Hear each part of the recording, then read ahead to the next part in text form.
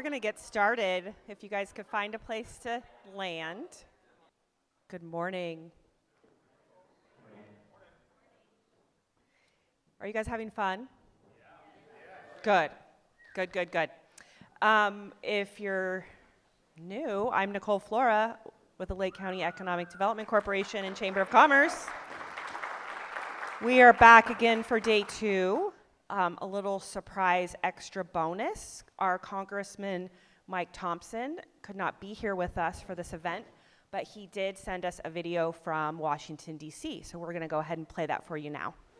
Hi everyone, I'm Mike Thompson, and I have the great honor to represent California's 4th Congressional District in the United States House of Representatives. My district includes Lake County. To those of you who traveled to be here, welcome. I'm so proud that Lake County is hosting this year's summit. I can't think of a better location to represent the values and the goals of this year's Redwood Coast Region Economic Summit than our community. Like so many of your communities, Lake County is an ag community and a growing hub for rural innovation. Thanks to our fantastic business owners and local and state officials, every day visitors from across our country and around the world visit Lake County to experience our strong agricultural legacy and access our world-class outdoor recreation opportunities. And I know the same goes for the communities each of you represent. During my time in the State Senate and in Congress, I've had the honor of representing Del Norte, Humboldt, Mendocino, and tribal country. I know firsthand that what brings us together and makes us so special is our exceptional ag legacy, the incredible people of our region, and our commitment to investing in our communities. That's why in Congress, I remain committed to delivering federal support to ensure our entire region thrives. So enjoy the summit, and I'll see you back home real soon.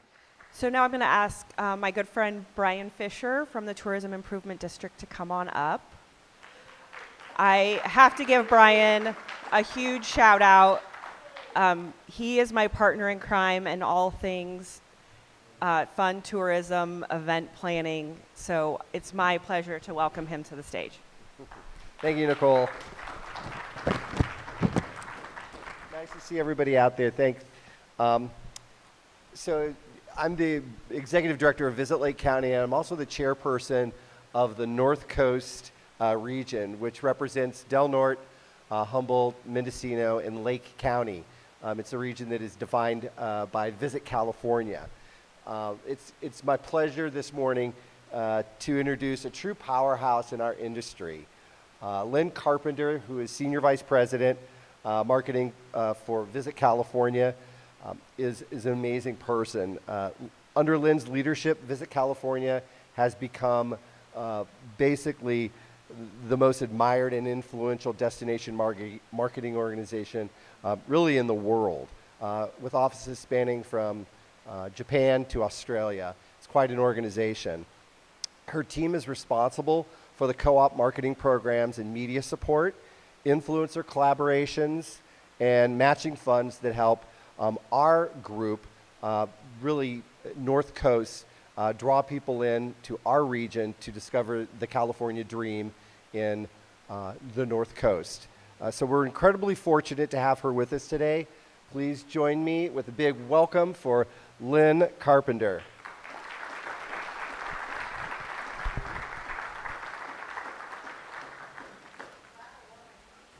I know they're loud if you don't. Thank you so much. That was Thank you. lovely. Yeah. Hi, everyone. How are you? Morning. Yeah, I love the 9 o'clock slot. This is good. This is good. Everyone ate. Everyone had their coffee. So let's see. How many people here? I don't often get to speak to economic forums. I loved what I just heard in the video from the senator about rural innovation and the talks that I've had with some of you this morning about what's going on here. A little bit about me just for a second. I lived in San Francisco for about 20 years. I went to San Francisco State. I have a house in Santa Cruz, and I spent a lot of time up here. I spent a lot of time up here in my 20s, fishing, camping, hiking, basically trying to go and find a way into the Lost Coast that no one's ever gotten in before. And now my kids are doing that. But it was, so I was really, really honored to have the opportunity to come here and connect with you on marketing, which is what I've had the honor of doing for the last 20 years for Visit California. How many people here are responsible for marketing or the marketing program around travel and tourism in your destinations? About 5 of you? Okay. And how many people are interested in hearing about the marketing that Visit California is doing from a, like, show us how you put the platform together, the program itself? And then that's like the show and tell question. And then the other one is, who does economic impact and needs all the numbers? Excellent. I have both. So we're going to do, I just wanted to judge it because I can kind of lean in either way, and I'm a pretty informal speaker, so I can also take questions at the end, okay? Let's get started with what I was going to cover today. And I think I'm pointing it this way. Oh. So who we are, has anyone seen a Visit California speech before or talked to like our CEO, Carolyn Batetta? Okay, so I'm going to talk a little bit about who we are and the state of tourism, and then I'm going to talk about you. We've got some regional impacts we can talk about a little bit and how we look at it at Visit California and the people that we work with and how we're governed and what our marketing plan looks like. And then we will talk about other resources at the end of this. Sadie, I'm going to have you go through it because when I push the button, it's not moving. Thank you. All right. So first of all, Visit California, our mission is to create desire for the California experience. In marketing, we call that upper funnel, right? People don't always wake up every morning and think, I want to go to California today, or even the United States. And so how do we get in there and really make sure that California shines for them and we are a top of mind destination? That is critical for us. And so a lot of what you're going to see is the work that we do there, but also the way that we enable our other tourism partners to leverage that platform. We have a board leadership, and that board leadership consists of 5 segments that I'll talk about in a moment: accommodations, hospitality, rental cars, retail, restaurants, local transportation services. And we work with all of the chief executives in those organizations, including our chair, who is currently the head of major event integration at Disney. These folks are counting on us to put marketing programs together for California to lift the travel economy of California. And as we lift that travel economy, it brings more people, it grows the pie for all of us, for you guys to harness, and we'll talk more about that. So let's talk a little bit, so we're in a referendum year this year. And I think it's important for you to know we are a 501c3, C6. We have, we are a public-private partnership. We have 130 million. We take 200,000 from the government. We're private. We have that leadership is who we map to, and our job is, my job, is to talk to consumers and to do exactly what that just said, which is to create desire for the California experience, travel intent, and to harness that travel intent into actual visitation. There's a new piece that we're looking at now, and you'll see this later, and that's called brand health and brand tarnish. And I'm happy to talk a little bit about that as well. That has to do with reputation management and what's going on in the media narrative today about California. God bless you. So every 6 years, we go out for a referendum, and all of our stakeholders vote on whether Visit California should continue or not. We need a 50% majority. 6 years ago, we passed at 94%. We do not take that for granted. We really want to see a mandate of that nature, and for all of our stakeholders to feel that the work that we are doing is providing value and growing the industry, and that vote is coming out December. The most important slide in this entire conversation, and it's the most important slide because it is the differentiator for California. This is about not Visit California, even though that's my job. This is about California and the tourism ecosystem and the partnerships within California that support our communication, our marketing, how consumers see and view California. So what you see here at the very top of the funnel is Brand USA. Brand USA is the national entity led by Fred Dixon out of Washington, D.C. Their charter is 100% international. So they are there to try to, very difficult job, to try to get international visitors to come to California. We also have a global remit. We work in 14 markets around the world, including the U.S. Visit California works directly with Brand USA, and then our job is to work with all the destinations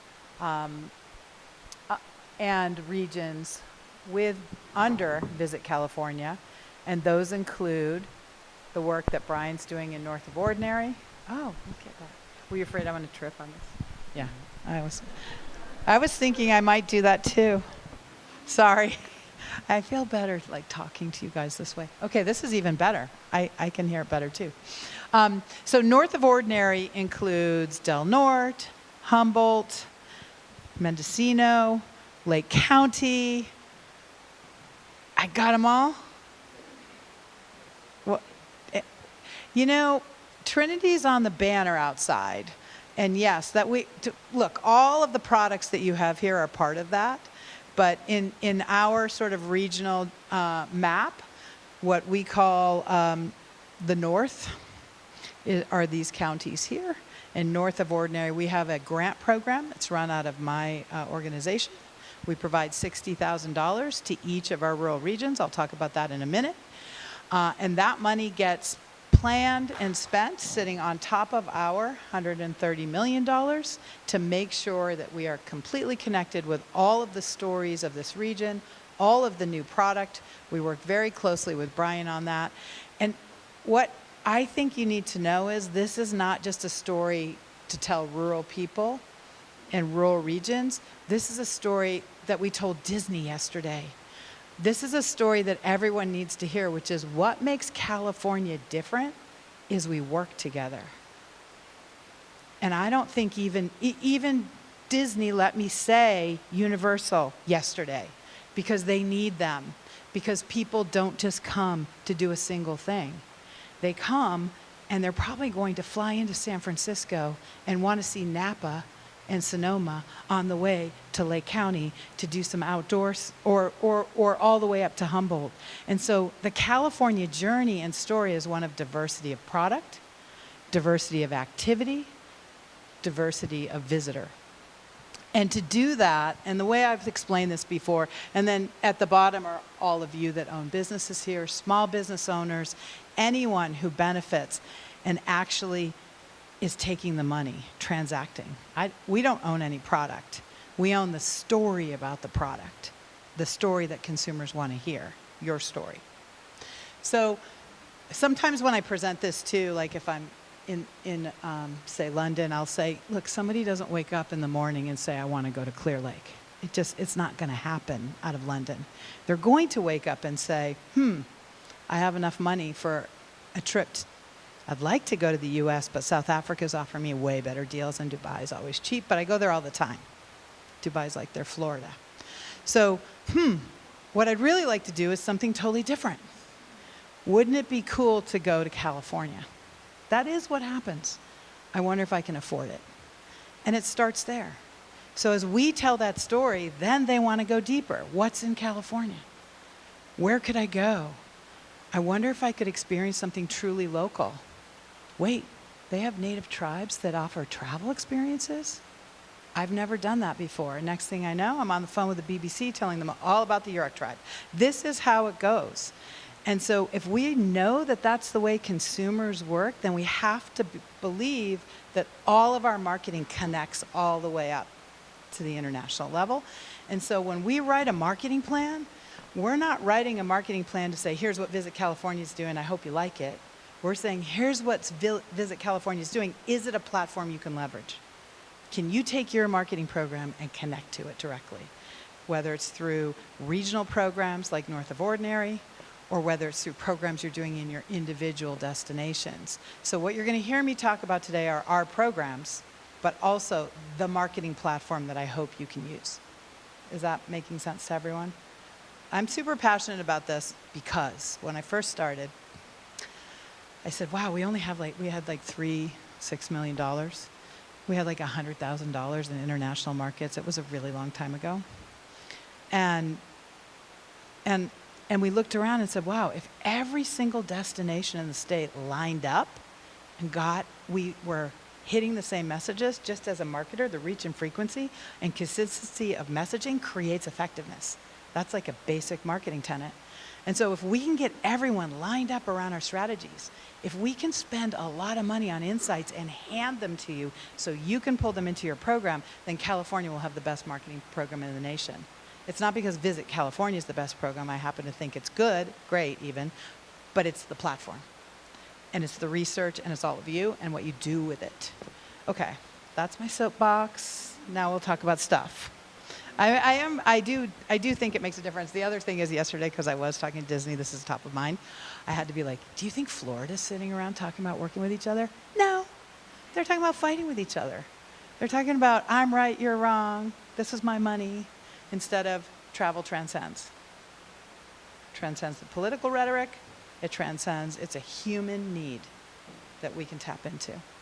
So this is our rural program. A lot of people, I'm talking about Disney a lot, and you're like, wow, do you spend a lot of time at Disney? No, that was my first time I ever got invited there. But I do spend a lot of time in these regions. So these are our rural regions. Each of our rural regions, so I told you we had a rural grant program. We have $60,000 that we give to these rural grants. I have a person on my staff full-time that's working with all of these rural regions. And each rural region has an identity, an organization body. We go out to bid. We make sure that these organizations we audit their findings, their marketing programs, and we support them with it. These are the leaders of those programs. Thank you, Brian, for all you do, and Lynette, and all the people that we work with here. We had such a good time getting ready for this speech. We got such good data and information. It's really remarkable how much there is in this area. This is an example of some of the content that was put together by the folks, by Brian and his team, and the folks within that group. And so, as a matter of fact, this was... I just did a wall walk to look at next year's visitor guide, and I saw your ad and all the content that we've done for this region, and I'm really, really happy. The connection points there and the stories, we've got editors going all out. These stories are the stories that consumers want to hear. They already know about Yosemite. They already know about Lake Tahoe. They already know. What they want to know is, I've decided to come to California. What is there to do that no one knows about? What is there to do that is, I'm going to give you the best words, hidden gem. Just put it in your newsletter copy. You'll get a 50% open rate. Okay. So let's talk now. I know. Okay, now the numbers. So what is the state of tourism? This is the economic impact part, which I think is probably important for everybody here. So let's talk about the state of tourism right now. And before I move forward on this, I need to say we are a $157 billion tourism economy. This is something I have to say a lot too, like when I'm talking to Expedia or Google, they try to pull me in and be like, treat me like Rhode Island. And so we have to be like, I have to be like, no, we're Canada or Australia. We're kind of a unicorn. So we're a $157 billion tourism economy. And so as such, like any good marketer, that's a really hard thing to market because there's a lot here. We're marketing the United States. And so we have to be thinking about things in regions. We have to be thinking about how do you personalize content. That's the marketing challenge. The good news is we always look to economic impact as a direct result of our programs. And so, I'm going to talk about that. I don't have the ROI slide in here, but I can answer questions on that if you want to know afterwards. So tax revenue, jobs are a critical part, but we don't just look at it from our perspective. We're also looking at and forecasting hotel room demand. So this is the part where I'll just show you, all of this is publicly available. So if you want to take pictures, you can, but I'll also give you a link at the end where you can find and download this content for yourself. So we're up about 1%. The U.S. is down about 0.2%. It's going to be a push this year. And I think I don't have to tell anybody that in the room. The marketing is critical. We're not we're not doing a lot of marketing on things that are for the future. We're trying to do things that we think are going to work now and try to give some relief to our stakeholders immediately. Our lodging KPIs are demonstrating where we are vis-a-vis the United States, however, and we're looking pretty strong. So we're up 1.4% actually, and our ADRs are up 8%, or our occupancy is up 8%, which is looking pretty good. RevPAR at 131. So that's an average of California for those of you that are hotels in the room. Is this data that's hitting for you guys, or is it too technical on the accommodation side? Oh, I'm so sorry. It is, yeah, I'm sorry about that. So average daily rate is, that's an accommodations term, and it's sort of like what people are charging. And then RevPAR is revenue per available room. And so I'm not the expert on accommodations, but these are the numbers that we look at when we talk to hotel associations and accommodation partners to say, you know, how are we doing in terms of traffic? And we're looking at the forecast of it to try to demonstrate if the intent is translating into visitation. So that's how we use that. Why don't we go through, I want to get to your numbers because we have these at the state level, and then we can get them down into your level, and we can even go deeper, and your marketing teams can pull county level information for you on some of this data. So we just pulled a few here because I wanted to show you examples of how it's laid out. So first of all, can you back up to the industry website? First of all, this is where you find it, industry.visitcalifornia.com. So this looks like a marketing slide, but actually there's a drop down up at the top that says research. The research side it's the most visited side. We spend $2 million in research. So as a matter of fact, we're doing focus groups right now because I'm trying to figure out in this divisive environment what's going to pull, what's going to make people get on the airplane. So insofar as we can share it, we put it on there. In the next slide, you'll see what the research, this is the economic impacts for California, but this is an interactive map, so you can click on your region and it will drop you down to county level impacts against the same thing. So next slide, you'll see this is the North Coast. So this is our North Coast county level impacts. That's why when somebody said Trinity, I'm not sure if Trinity is included in that. But you can look at Trinity and do the math yourself. So this will show you, back up please. Sorry, you guys, I'm going to go like this. So what you can see is you're back to pre-pandemic levels, but this 1.4 billion is an interesting starting place for your marketing teams. So of the $157 billion, 1.4 billion is coming from our numbers based on this source, is North Coast related travel spending. Local, state, and tax revenue and employment are associated there for travel. You can see the pandemic year. And I want to tell you that that's not as big a drop as other destinations because during the pandemic year, this is where people came. That's kind of interesting for me, actually, to see that. Next slide. Then we break it down by industry segment. So if accommodations and restaurant, food service are always the winners. But this is the North Coast travel spending by industry segment, and these are the industry segments we track. We track these industry segments and we match them to our ROI to try to understand if you came as a result of our advertising, did you frequent a restaurant?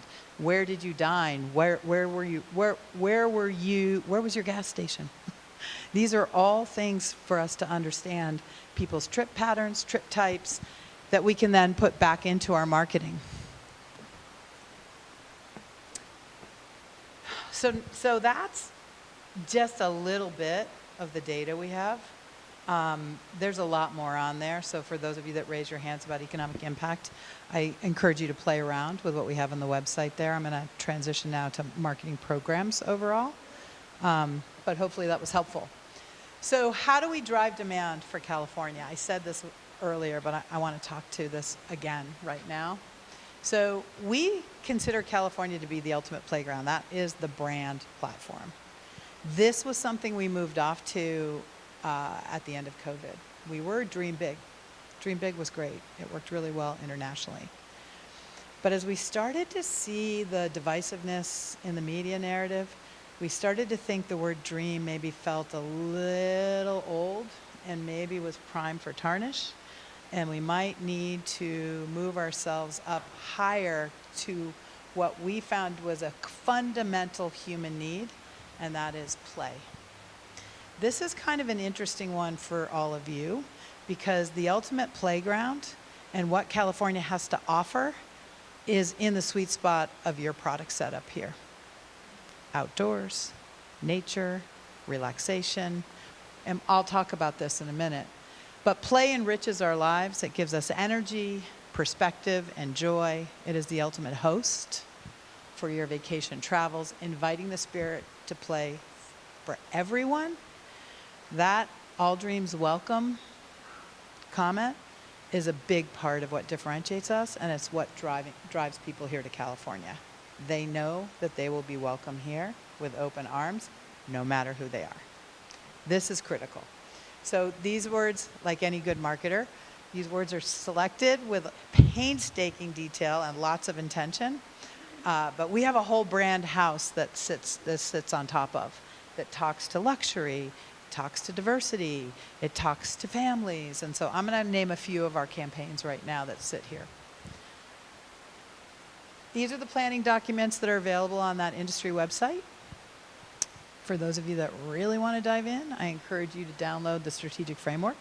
That has all of the insights that I'm going to talk about here that are driving our marketing programs. And those insights are downloaded by not only everybody in California, but all of our competitors as well.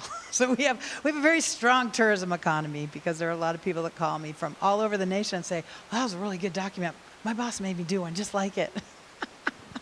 But it's good for us because when tourism is good, everyone's good. The boat needs to get, and I actually, Brian, you were talking about Oregon, and I was like, that's right. Oregon needs to win. Nevada needs to win for us to win. We all, tourism has to win. So the strategic framework has all the insights in it. The marketing work plan is a little bit more about what we're going to do. On the next slide, we go into our programs. I'm just going to talk about trip motivators here for a second because I think you guys will be interested in this. You guys are, and tell me if I'm wrong, but it seems like you guys all like the academic stuff. So we did a segmentation research study, and we did it like 7 years ago. And we did this to say, why do people come to California? Like, what's different about California and a California vacation, and what motivates their trip? Not me, Lynn Carpenter, as a human being, but the trip I'm going to take next week. Because the next time I take a trip, it's going to be different. A lot of marketers try to do work called personas. Lynn is this person, she has kids, therefore she's a family traveler. No. There's a lot of people I am. There's a lot of people you are. And so what the trip motivators allow us to do is tailor communication not to people, but to their next trip. And so when you think about your destination here, I'm going to tell you this. There are 3 main trip types that you can influence. The first one is you only live once. I'm doing this without a slide. Sorry. And that means I'm going to go for it. I'm going to do something I've never done before. I'm going to spend money. I'm going to do a multi-generational vacation. I'm going to take my kids to see the Grand Canyon. Right? Icons. The second one is immerse. And that is, I would love to live like a local. I want to find the drive-through coffee shop with the highest caffeine count off of the highway, Main Street, which I found today. It was really fun. Like, I want to go talk to an owner of a store that has a great story and a wonderful family that makes me feel warm, and I feel part of the community when I visit that destination. Does that sound like you guys? It sounds like you guys to me. And that is immerse, and that is the #1 trip type for California. That is what people want, particularly the younger generations. And that is what social media is great at conveying. That is the stories we tell about the people of California is some of the best ways to market California. I'm just saying. People love stories about other people, and they love behind the scenes content. The third trip type is also good for you guys, and that's called recharge. Like, I am stressed out. This is my 4th speech in 4 days. This weekend, I need some redwoods. And a little forest bathing. And maybe a chamomile tea at a local tea shop, right? That's a rest and relaxation moment. It's a moment to breathe out. Look where I am. And so that's also you guys.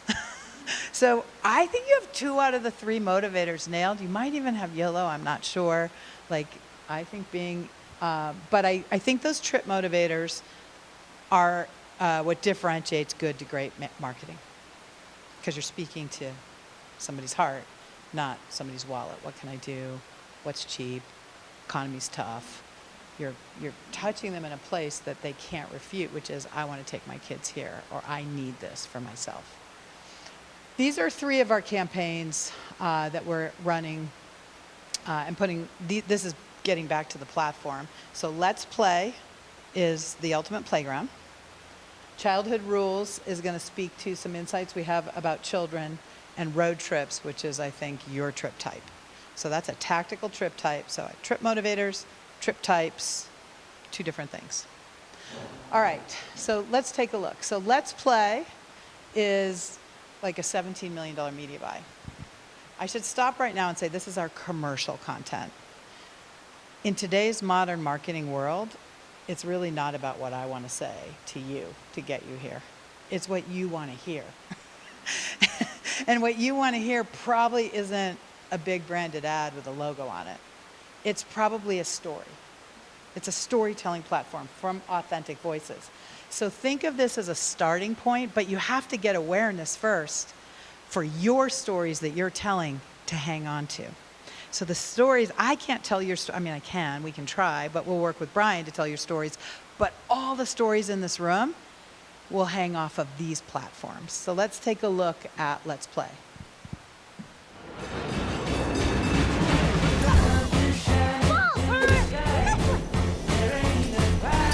I want to thank my mom and my sister. Beach ball. There it is.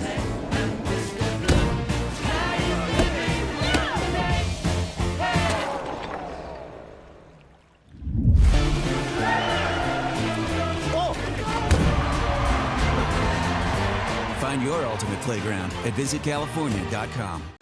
So has anybody seen that before?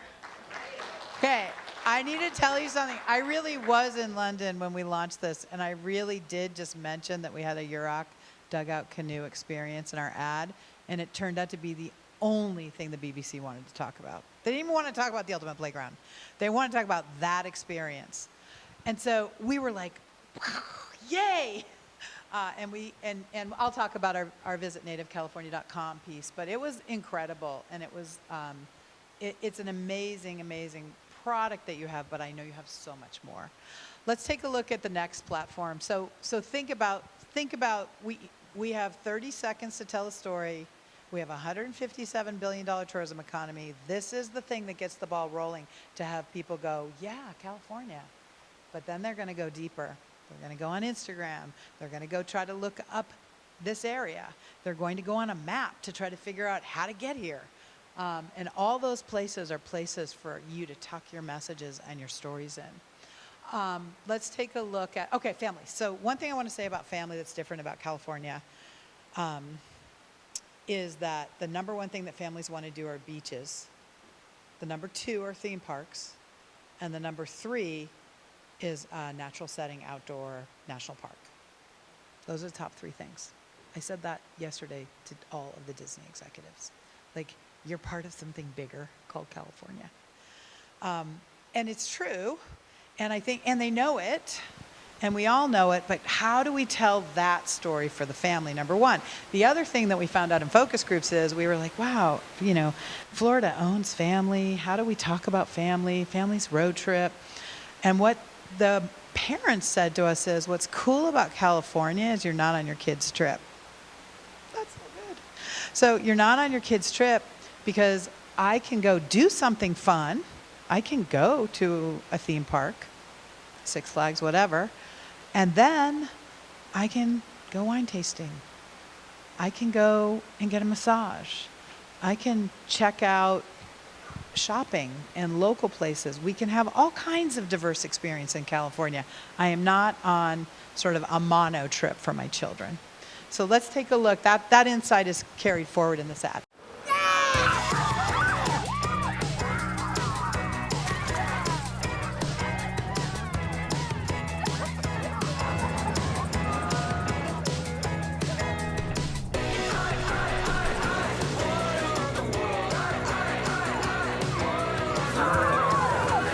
Oh, wow.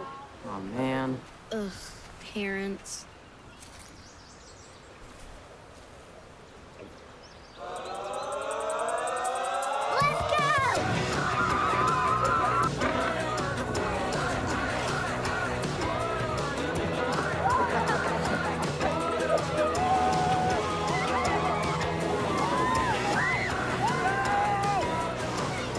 Start planning your family fun in the ultimate playground at visitcalifornia.com. So you get the idea. So that also has been very successful for us in terms of showing California's diversity of product and also sort of family activities.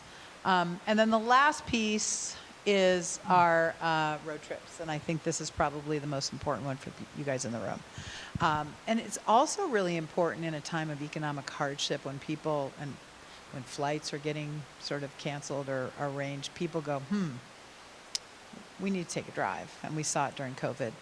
And so luckily we already had a road trips campaign in the can. We were ready to go. It's a huge opportunity for us in COVID. But what we have done is created a platform, an advertisement for it now that we are running almost equally with some of the other content because it's such an important one. California is the #1 destination for road trips. About 44% of global audience say, I'm going to take a road trip next year. So we've got, and this is going to sound counterintuitive because it's not here, but it's the centennial of Route 66. And you might go, oh, you're right, exactly. Oh, really? Only 13% of people internationally know that, and 70% said, but I would drive it if I knew it. And if they're coming to California, guess what they're going to do? They're going to look for other beautiful roads. And they're going to figure out that the desert isn't really where they want to be. But they checked off the box, or they got their passport. And I'm just saying this to you because I think it all has opportunity. That Route 66 100-year centennial is going to be a big deal. There's going to be national press on it. It's not up there with like FIFA or LA 28, but it's pretty close in terms of the kind of glow effect that we're going to see. We've been investing in it for 3 years because we know it will lift the entire state. Highway 49, all of the scenic routes. And you have some of the best ones. We drove Route 175 last night. At 11 o'clock. I'm glad I'm here. I told her just to go 20. Were any of you in the room going 40 behind us? It was scary. It was fun, though. It was fun. I want to go home that way because it was too dark to see. I bet it's like unbelievably beautiful.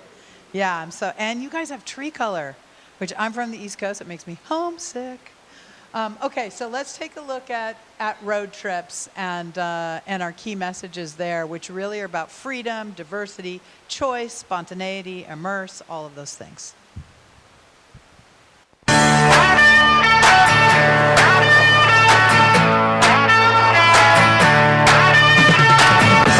Who's supposed to be here? Oh, we're going. You coming? As fast as my feet can fly. Move away! Move away if you're going! Let's leave the stinky stick behind.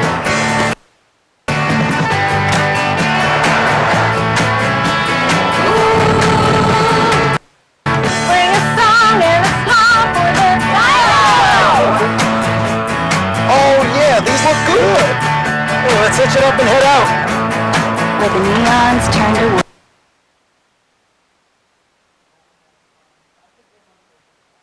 Come on, ride the wind. They're going up around the bend. Do you guys know Credence? Not a, I, We're going all around the bend.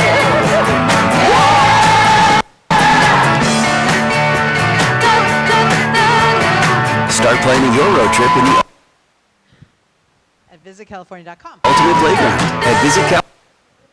It's okay, you can skip it, Sadie. They get it. So, did you see yourself in that, even though you didn't see yourself in that? But you kind of saw yourself in that? It's every destination in California. And it's every product and trip type that people want to do when they do their road trips. We have a road trip portal.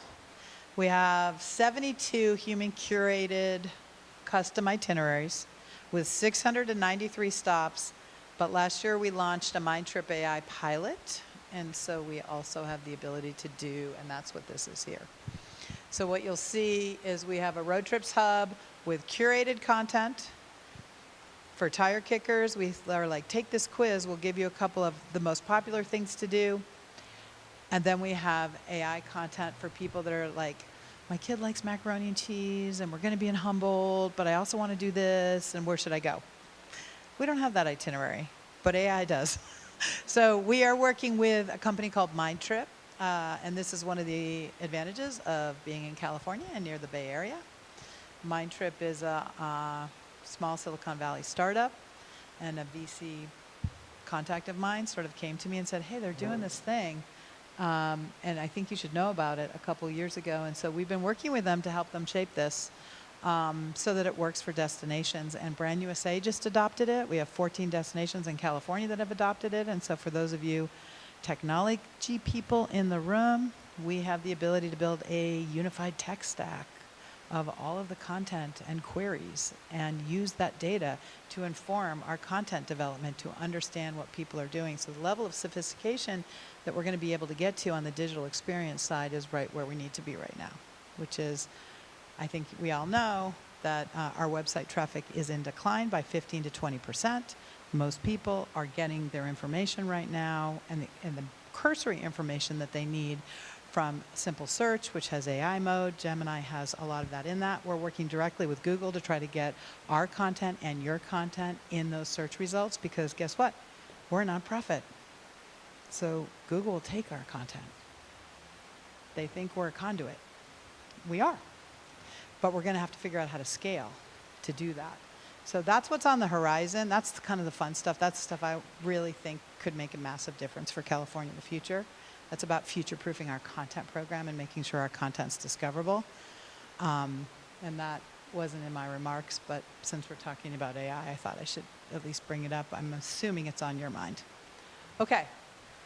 Next, I popped this in because when we were driving here last night too, I know our visitnativecalifornia.com initiative is several years old. It was part of our EDA funding that we received as part of stimulus, and we are incredibly honored to have gotten that funding and to be able to do a project of this kind. We launched a portion of a website that showcased Native American voices last week. My director of content went down to Mississippi and participated in a national tourism conference with AANTA. If you know AANTA, they're a Native American travel association. And the Yurok tribe was held up and talked about on a national level for the work that they were doing in developing the travel product. And Fred Dixon, at that moment, I got a text and they said, Fred Dixon just said, sign me up. And he's the CEO of Brand USA.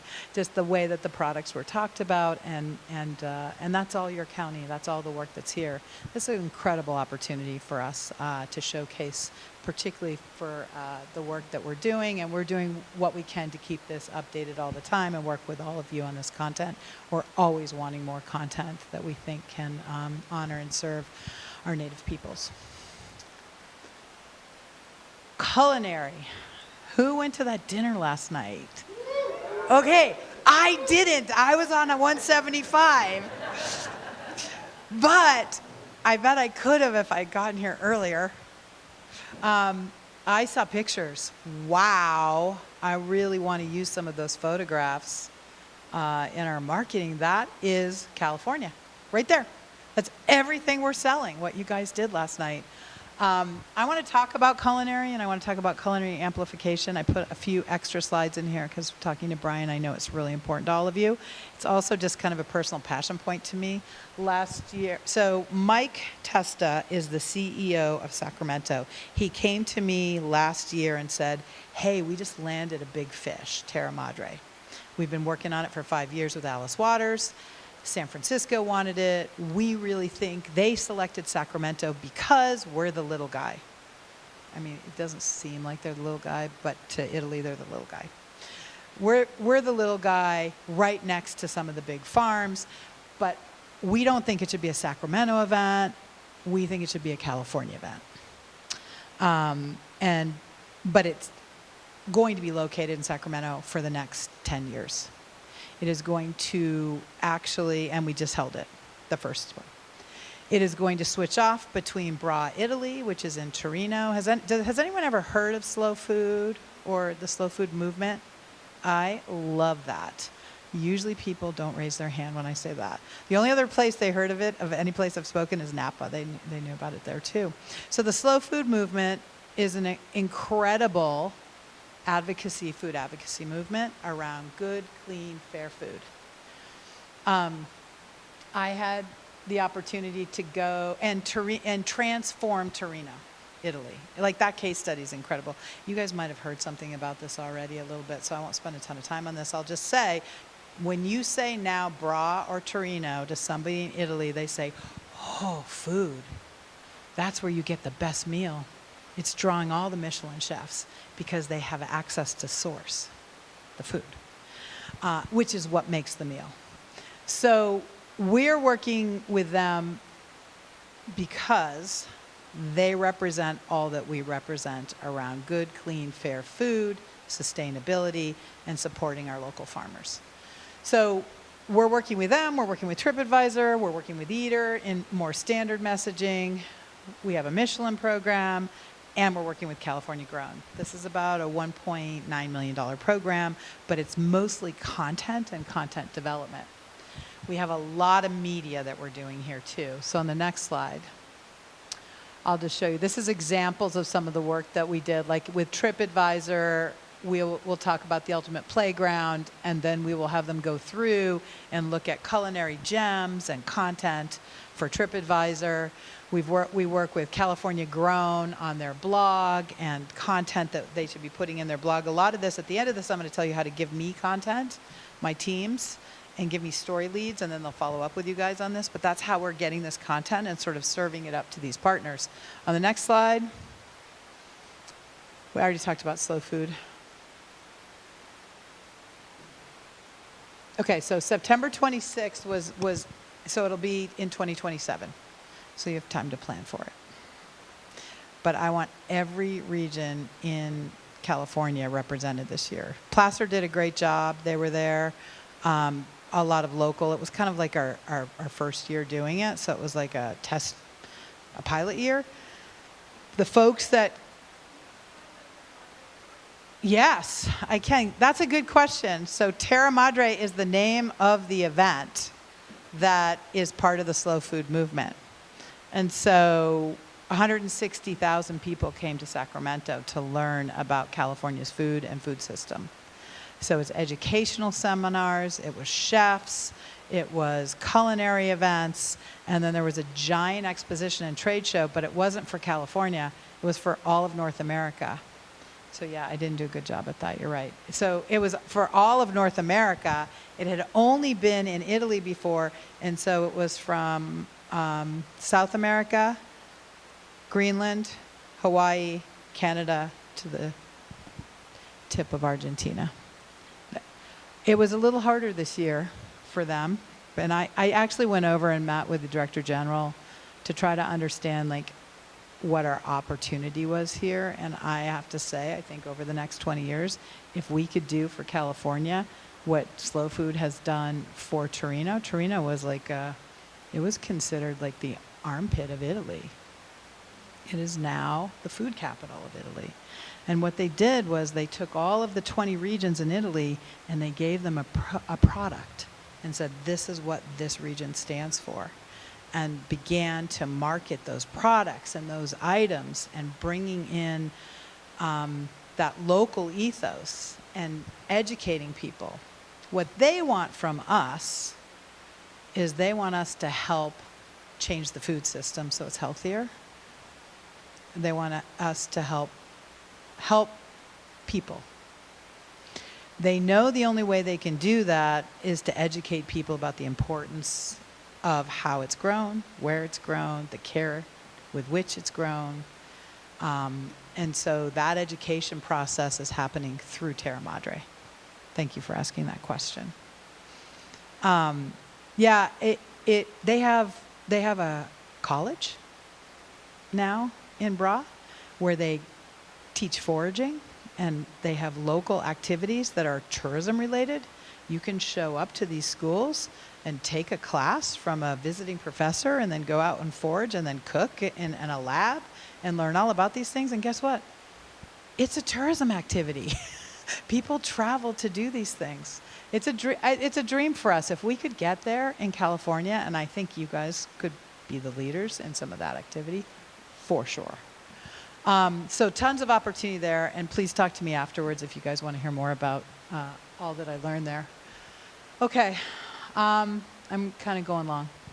Here's because I want to get to, I have like slides of more stuff for you guys. We've got a California Now network, so everything you guys saw was my advertising. These are our own channels. These are our digital channels, our social feeds. This is now where we get into our storytelling platform. What stories are we telling? What voices are we using?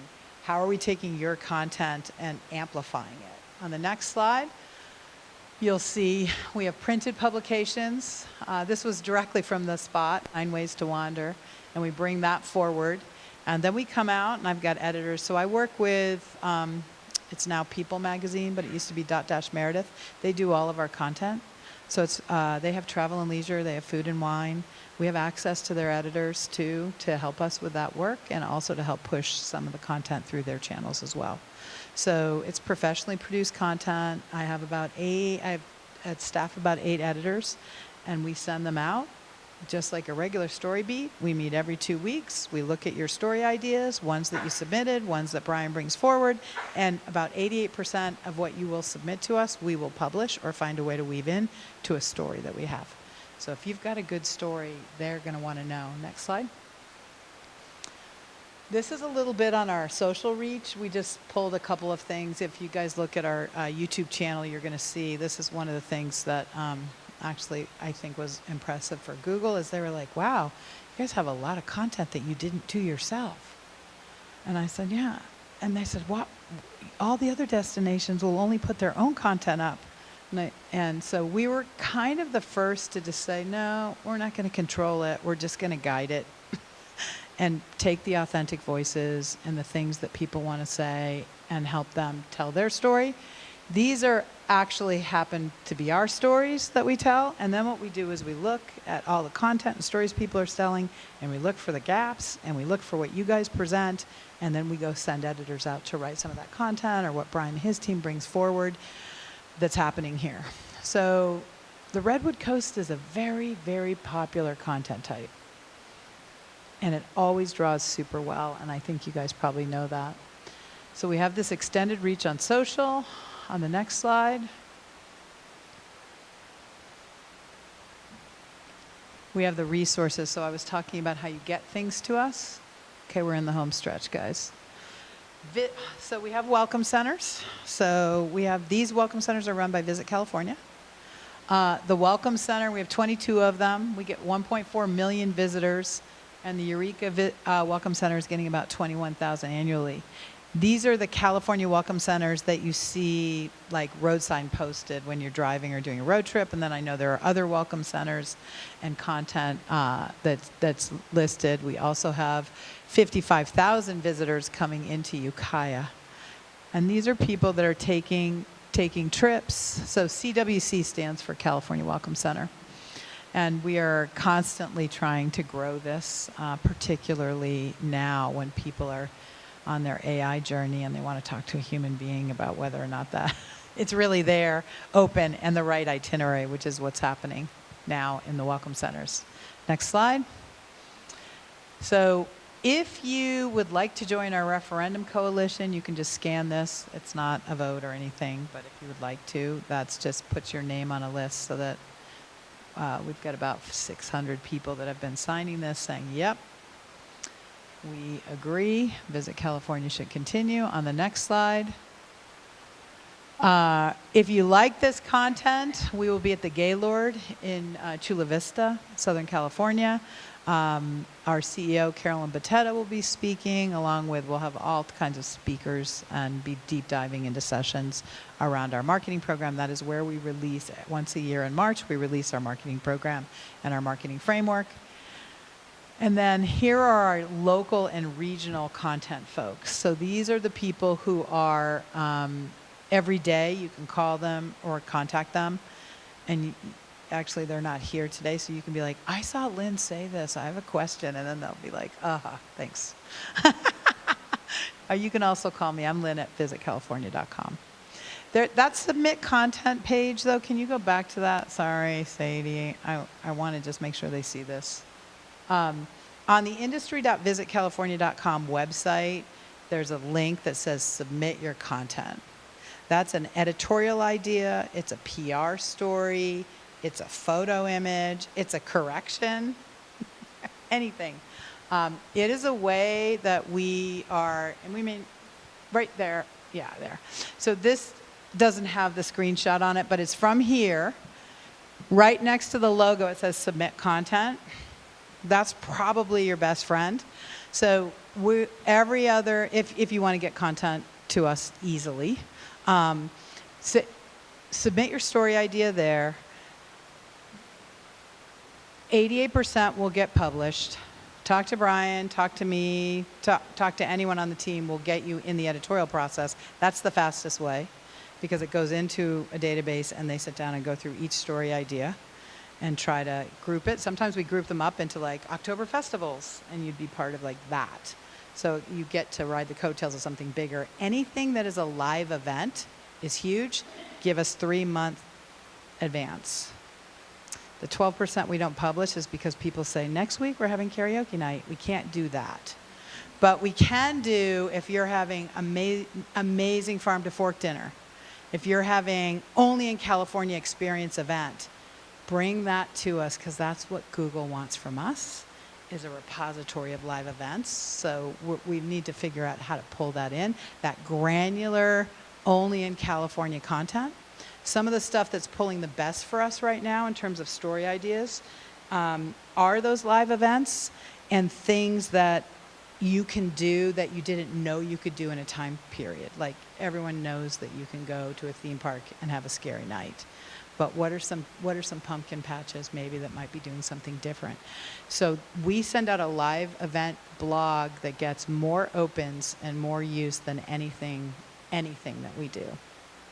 Hidden gems, live events, and value are the 3 things people are looking for in your story ideas. I'm just giving you guys hints of what I know is working right now in the economy.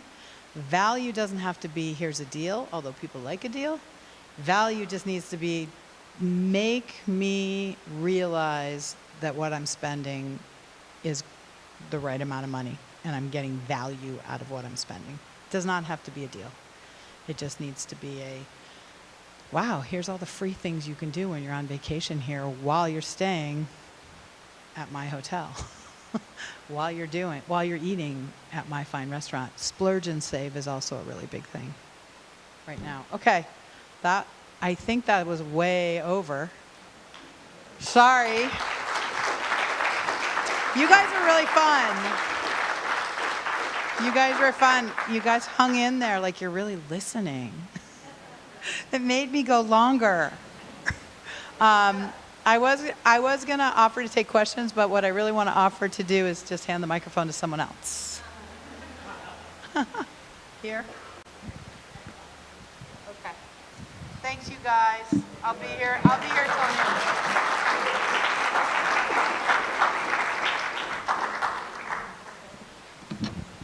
Thank you so much. We're so grateful that you came out for this and gave us that presentation and so much rich, good information. I want to just say, also, I don't think we got a chance to do it yesterday, so thank you to our sponsors. We had several of them here in the room yesterday. I don't see them today necessarily, but we're always grateful. We had a lot of folks from Lake County also become sponsors this year. It was really exciting. Watch for we have boards. We have them up there. I want to introduce our next speaker now. He is a conference favorite. He has been to all of our conferences, I believe. We bring him back because everybody loves it. Dr. Rob Eiler is the president of economic forensics and a professor of economics at Sonoma State. He specializes in public policy analysis for firms and governments. He's flexible. Last year, he gave his presentation via Zoom, and today he's going to work with our AV team up there instead of having his own clicker. So we're grateful for that. And he's a guy that works with numbers. If you've seen him before, who has not ever been to a conference before? Okay, buckle in, guys, because he's going to throw some numbers at you. His information's not always really, it's not always what we want to hear, but we can't get enough of it. So thank you so much for coming again and driving over. I think this is going to be a bit of a roller coaster ride with the upcoming economy, so we're going to see what he has to say. And welcome, Dr. Robert Eiler. Thanks, Susan. Well, folks, thanks for having me. How are we doing?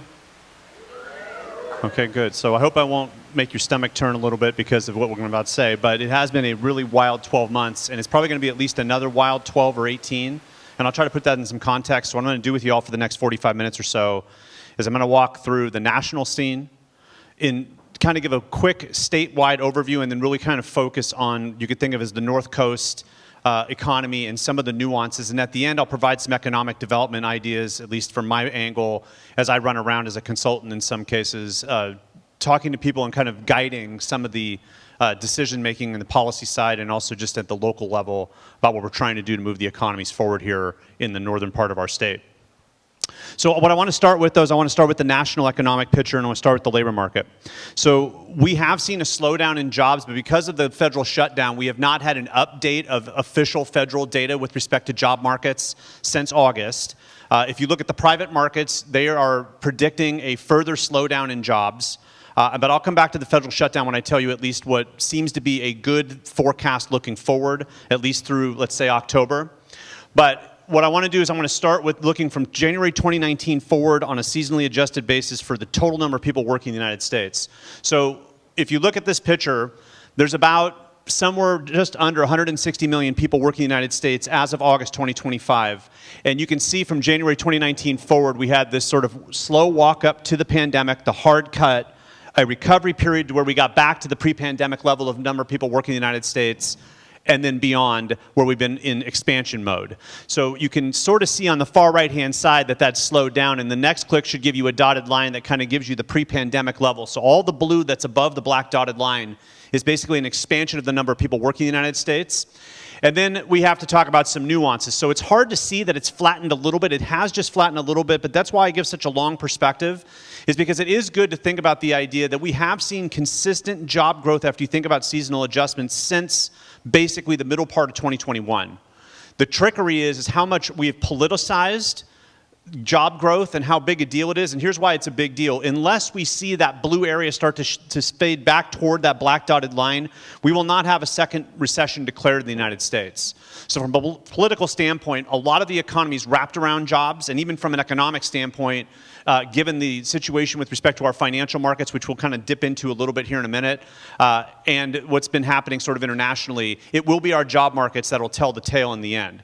For California, unfortunately, I'm going to tell you a slightly different story when we look at the California numbers. We actually might be on the precipice of a very small bit of stagflation in California, and I'll try to provide some context around that. But for right now, our job markets remain at least somewhat flush.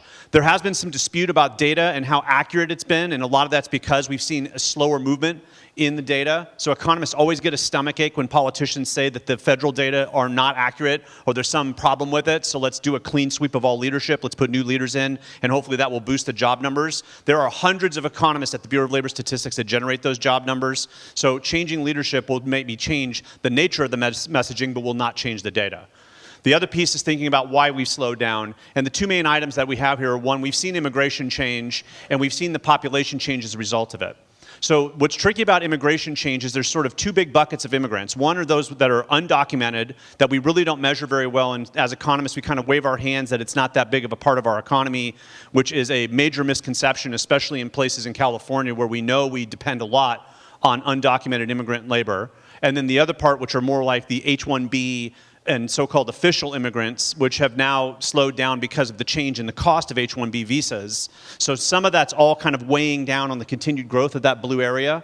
And then the last piece is whether or not we're kind of getting to the point in our economy, given we've seen some relatively strong recovery after the downturn during the pandemic, that the next worker hired is just simply not as productive. So we've seen some scaling back in hiring because I don't necessarily need a warm body anymore. What I need is a productive warm body.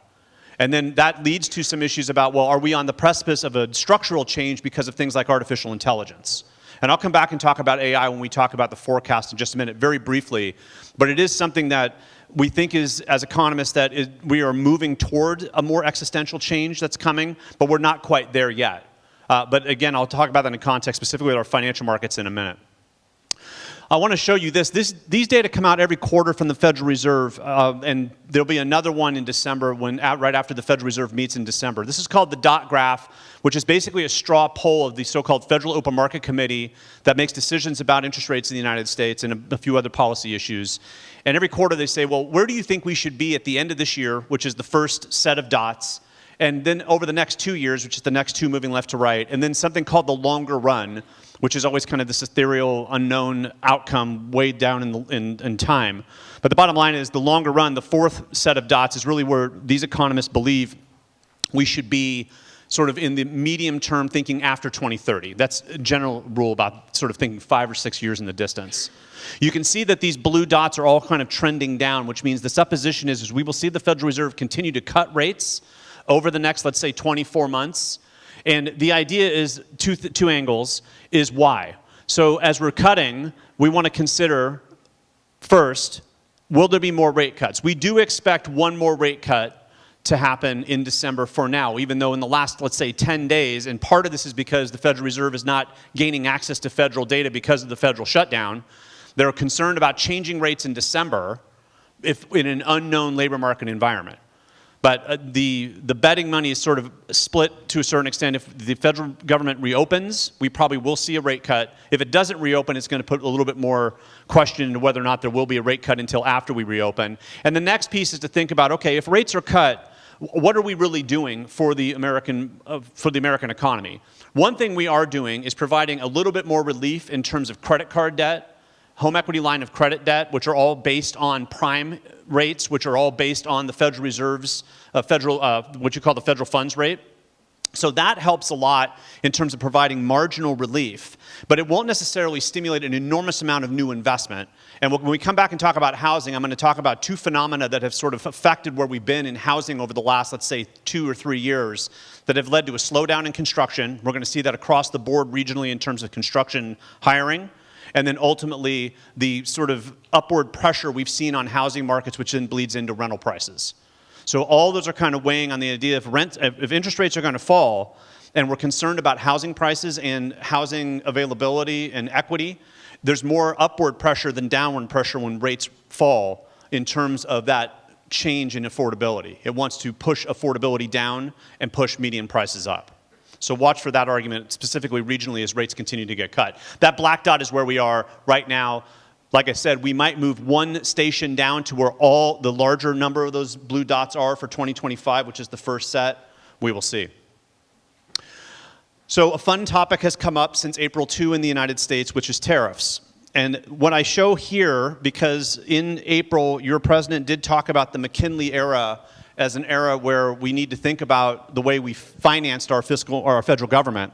So these data are annual from 1899 to 2025, and then I get a little bit more episodic in terms of the time after 2025, specifically after April 2, however, real fast.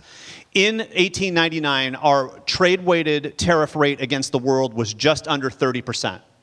Okay, and that was a time of major protectionism in the United States, still a budding part of the industrial revolution that had come to the United States. We had major players in the United States that had started to monopolize, and then we had a lot of change after the year 1900 in terms of regulatory environment and the way we looked at trade. And then the First World War happened, and we kind of reset the way we thought about trade. And then when we went into the Depression, we had what was called the Smoot-Hawley tariffs right around the beginning of the 1930s. And you can see that little bump in the mid-1930s. That was sort of the peak of the Smoot-Hawley tariffs. And then down the slide, we went in this long period of free or more free trade, if you want to say it that way, culminating on April 2, 2025, and then we saw the spike.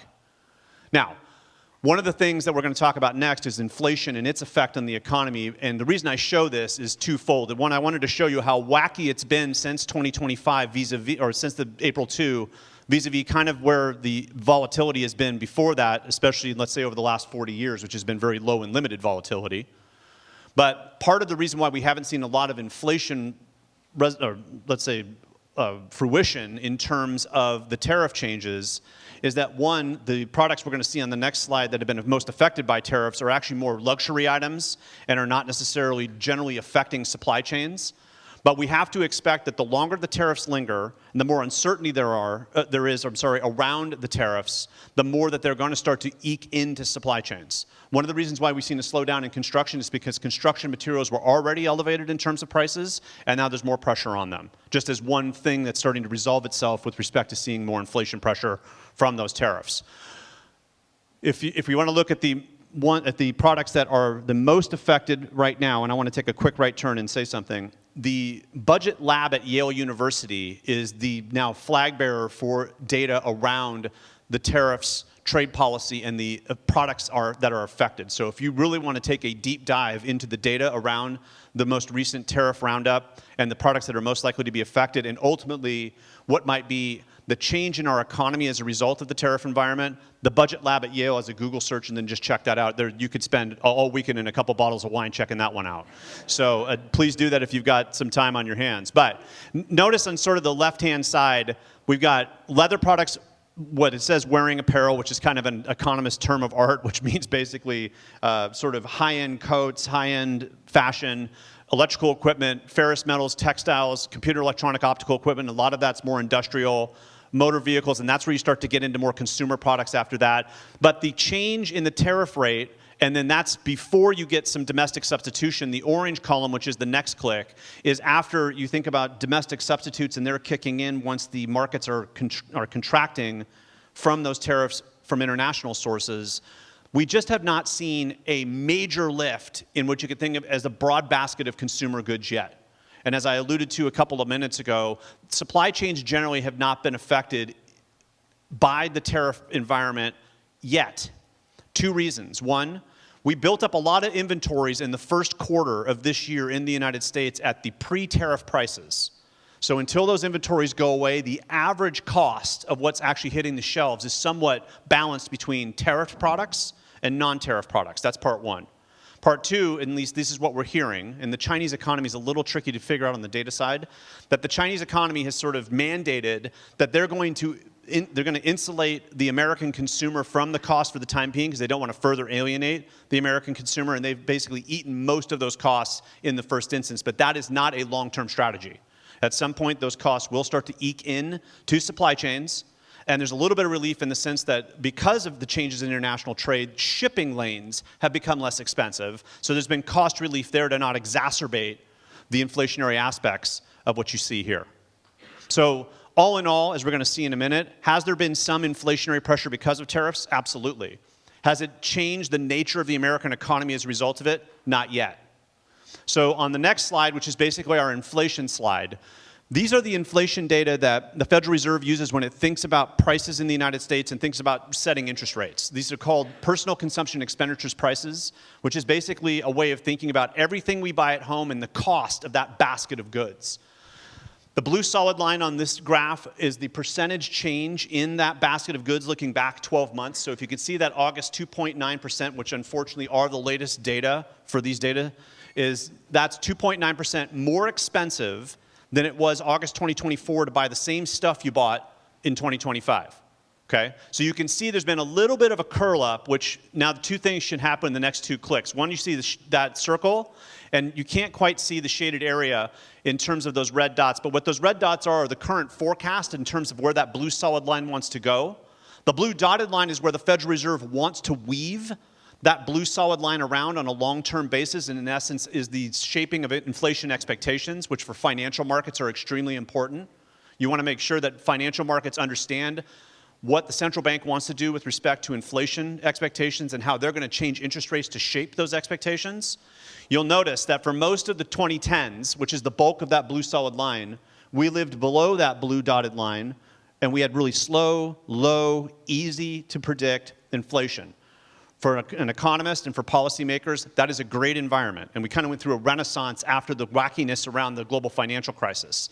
Then we changed policy, both fiscal and monetary, and we had a wild roller coaster in terms of inflation after that, which then subsided as we increased interest rates, and we've kind of settled in at a space above the blue dotted line. So when we're thinking about interest rates in the United States, one of the biggest question marks is, can the Federal Reserve shape that blue solid line in such a way to continue to move it through those red dots, or will there be a bunch of fiscal pressures, trade pressures, and ultimately their own policies to help salvage what might be a slowdown in the labor market to push that blue line back up rather than toward the dotted line? So the red dots suggest we're going that way, but we got to get there. So 2 major items on the other side is, one, there's pressures from fiscal policy and trade policy. Everything wants to move things up in terms of inflation. There's not a lot of downward pressure on inflation. This is the point of juicing growth. It's the natural opportunity cost of saying, hey, we're not getting enough jobs growth, so lower interest rates and try to get it pushed up. Let's do things that stimulate the American economy through fiscal policy. Might also do so through tariffs, because we'll see a little bit more repatriation of manufacturing and those kind of items. All that's going to be upward pressure on inflation rather than moving it down. The second piece is that we do have new data, new-ish, on the consumer price index. So these data are core, meaning that we've taken food and energy products and services out of that basket of goods. If you look at what's called the core CPI, which was released because we needed to do a cost of living adjustment to Social Security payments in late October, and so they actually released those data so those adjustments could be made. They basically turned the lights on at Bureau of Labor Statistics and turned them right back off after that flowed. There's about a 91% correlation over, let's say, between 1960 and 2025 with respect to the CPI in these data. So the Federal Reserve likes these data because they're more comprehensive. It's basically following what you hear about in the CPI. Bottom line is that the CPI crept up a little bit in the latest data and has been doing very similar creep. We will see how much that starts to push down growth in the American economy once we have more data. So the forecast, at least from data we knew at the end of Q2, can be summarized by these data here. So the Philadelphia Federal Reserve every quarter interviews 40 forecasters and asks them, where do you think the American economy is going from a bunch of different variable aspects? The 3 I pull out are real GDP growth. So those data here in that new column, which is shaded and boxed, is the latest forecast for 2025 through 2028 from those forecasters in their median forecast, the middle of their forecast overall, and the percentage change in income after inflation. So 1.7% growth of income after inflation for the United States is the latest prediction. The IMF, which had its forecast come out in early October, basically corroborates that. They said 1.8% growth. You can see if you look at the previous column right next to it on the left, what we knew after Q1 2025, these forecasters were a little bit more pessimistic than they were after Q2. And if you look at what happened in Q2 and going into Q3, forecasts have picked up a little bit. And a lot of that's because we have not seen the full fruition of the tariff effects on the economy. And our labor markets, while they've slowed down, are still creating jobs month on month. It's just at a slower pace. So all that looks good in terms of growth, even though the next couple of years are a little slower than what we thought the previous quarter. They're still showing some positive growth. There's no recession in this forecast in the middle of the distribution. But as I'll show you in a minute, if you look at the broader aspects of it, we do have a probability greater than 0. We will see recession between now and the end of 2026. But these data do not suggest it's imminent. That's because the second box, which is the unemployment rate, still is very robust. We don't expect an enormous amount of job loss in the United States or an enormous amount of people to suddenly emerge that did not have or were not in the labor force previously that suddenly show up and say, now I'm looking for work, to boost that number up. Slow, steady, relatively historic lows. And then those same red dots we saw on the price graph is that third box there. So all these data on the surface, if you just had been dropped on planet Earth and you kind of knew macroeconomics and you looked at this slide, you say, hey, that's actually not that bad. And it's not, thinking historically.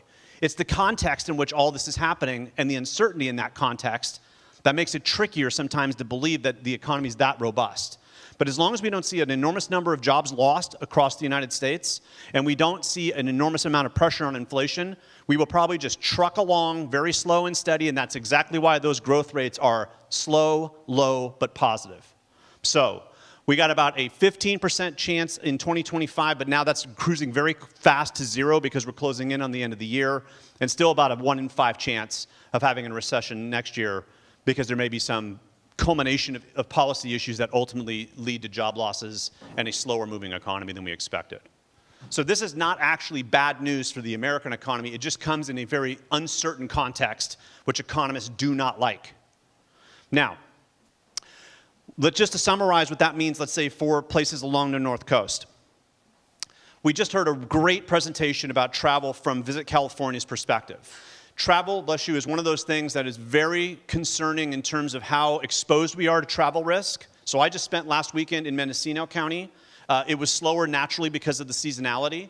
But if you look at the data, we've seen a slower year in, let's say, the more secondary or tertiary markets in Northern California than the core. And I'll come back and talk about Napa and Sonoma as sort of the driver of that in just a minute and think about the economic development aspects of that. We are concerned about our labor force and whether or not we will see continued pressure on deportations and specifically our agricultural and our, let's say, hospitality labor force and what that means. But we know, as kind of a dirty little secret, there is an enormous number of people that are undocumented that drive and are very productive people in these economies, especially in Northern California. We are now testing the hypothesis of how much risk we have when something like a deportation policy takes place. So watch for more of that and talk to people on the street about how hard it is to find workers, what they're doing in terms of rearranging their hours they're open, or the nature of how they're harvesting because of that lack of labor force. Next is AI. So we could have done the whole thing today on the economics of AI, and I'm happy to take your questions later on this. AI is going to continue to truck along in this sort of slow, steady growth phase, and ultimately is going to probably see some regulatory change in terms of it affecting labor markets. But always assume in your mind two things. Is one, financial markets right now are on an amazing run because there is still a lot of positive energy around what it might mean from an economic standpoint when AI finds, let's say, some bliss point where it's come to somewhat of full fruition in its current state of technology. That's part one. But part two, it is gunning for workers. The real gain, and you think of like the classic capitalist gain from artificial intelligence like any other technology, is to find that friction point between how do I eliminate workers and costs that have a lot of uncertainty for employers and keep markets still buying goods and services. That's where we're headed with AI at some point. So you're going to hear about job loss that is AI related. It's just a matter of at what speed and what volume. Finally, and I put this, and just as a sidebar, I created all 4 of these pictures to get out of the copyright game from ChatGPT. So this is Rob Eiler's collection of art here.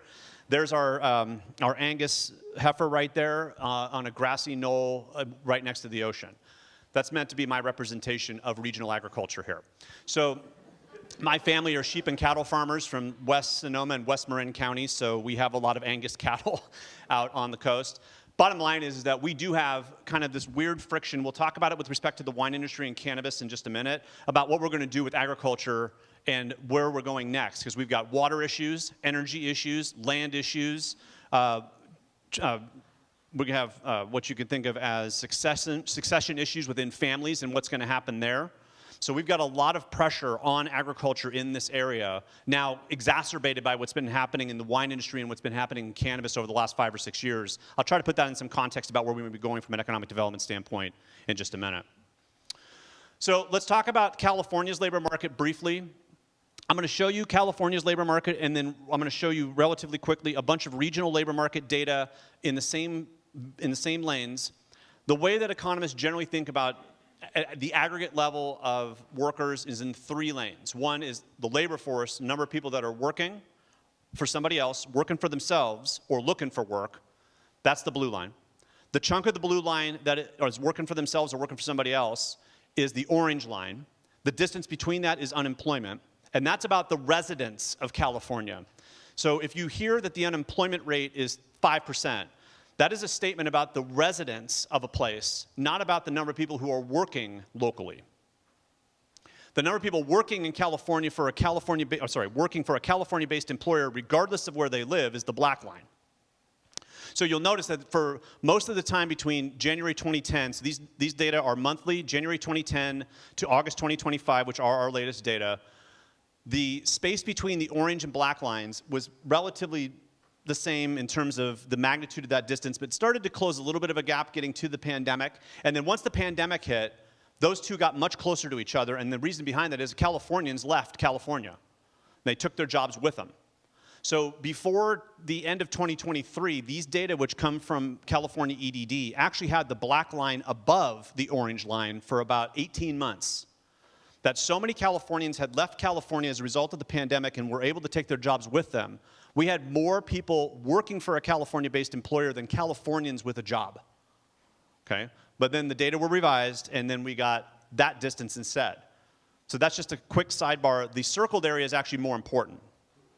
Notice there's been some flatness. So in California, we have not really had, it's been about maybe 40,000 more people working that live in California, regardless of who they work for, over the last 36 months. Okay, that is the flattest non-recession period of jobs growth in California's economic history. Okay, so it really starts begging the question. You can also see the hiring. The black line is basically following suit, which is how California employers are hiring in the aggregate. So then it kind of tells the tale. Is California closer to recession than the American economy? And then the question is why? And then it can lead to some existential conversations about, well, is it AI? And California is the centerpiece of that. This is where we're going to test drive a lot of the hypotheses around how we can replace workers. Or is it that the California economy is just simply a place where it's become very expensive to hire, and workers have somewhat left the market where it's just like, well, if I don't know if I can find a productive worker, I'm going to hold. Especially as profits continue to rise, why am I going to take on more expenses? Did I say there were 3? Oh, go ahead now. Agriculture being hit really hard by China's blocking, tariffs. Yeah, and so agriculture in California is actually a very small piece of the aggregate, but it could be that it's affecting supply chains in California and thus the cost of living in California more than other states. And that could be that other downward pressure maybe, yeah. So, but that's a great point you made, and maybe I could just clear this up real quick. As much as we live in an agricultural area between, let's say, the border of Marin County moving all the way to the Oregon border, on the northern portion of Marin County, agriculture in California is a large aesthetic piece of the economy, but not a large actual piece of the economy in the end. So, but we do depend on agriculture in a lot of different ways, and we're going to test those hypotheses, and I'll come back to those later today. So, let's look at a little bit, it's kind of the same thing, using California again. I'm going to show you 6 counties here real quick. So we're going to look at Lake Mendocino, Napa, Sonoma, Humboldt, and Del Norte. This is labor force over 1 year, so thinking August 2025 is kind of the latest data. We're going to look back 1 year, and then we're going to look back 6 years. So the first one's looking back 1 year. Labor force has grown across the board except for Del Norte. And a lot of that's because people have come in and say, wow, the cost of living has gone up. Maybe I've run out of savings, and now I have to reemerge looking for work. The number of people that live in these places that have a job is here. And so you can see Napa County has actually seen pretty good growth. Same with Mendocino County, Sonoma County, Humboldt a little bit less, Del Norte a little bit of a fade. And then California, those are percentage changes that we saw in the last graph, but picking out just the last year.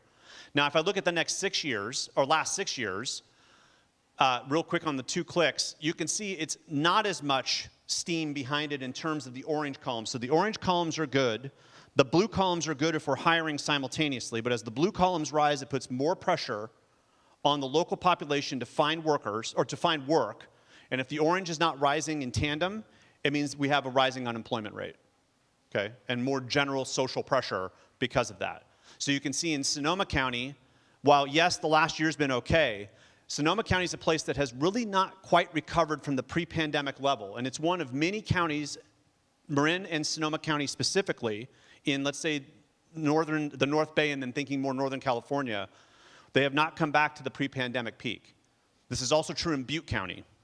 Lake County has actually faded just below back on its pre-pandemic peak, but grew pretty good going out of the pandemic and was above it for a little while. Mendocino County is also kind of wavering around its pre-pandemic peak, but Sonoma and Marin counties are still below their pre-pandemic peak as of August 2025. And you can kind of see that differentiation there.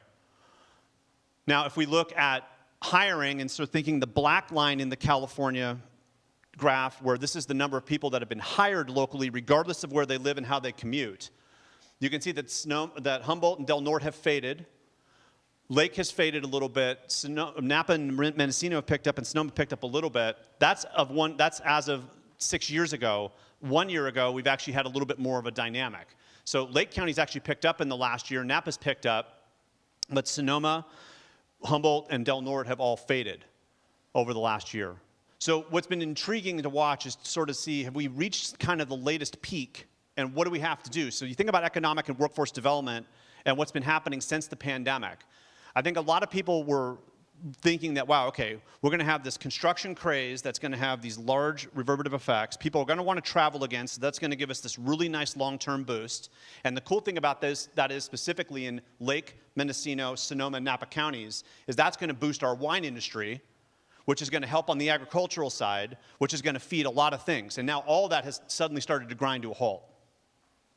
And you're starting to see some of that here, though Napa, which I'm going to tell you is a really wild puzzle, is starting to move more toward a situation in which they are not agriculturally based as much as high-end services based.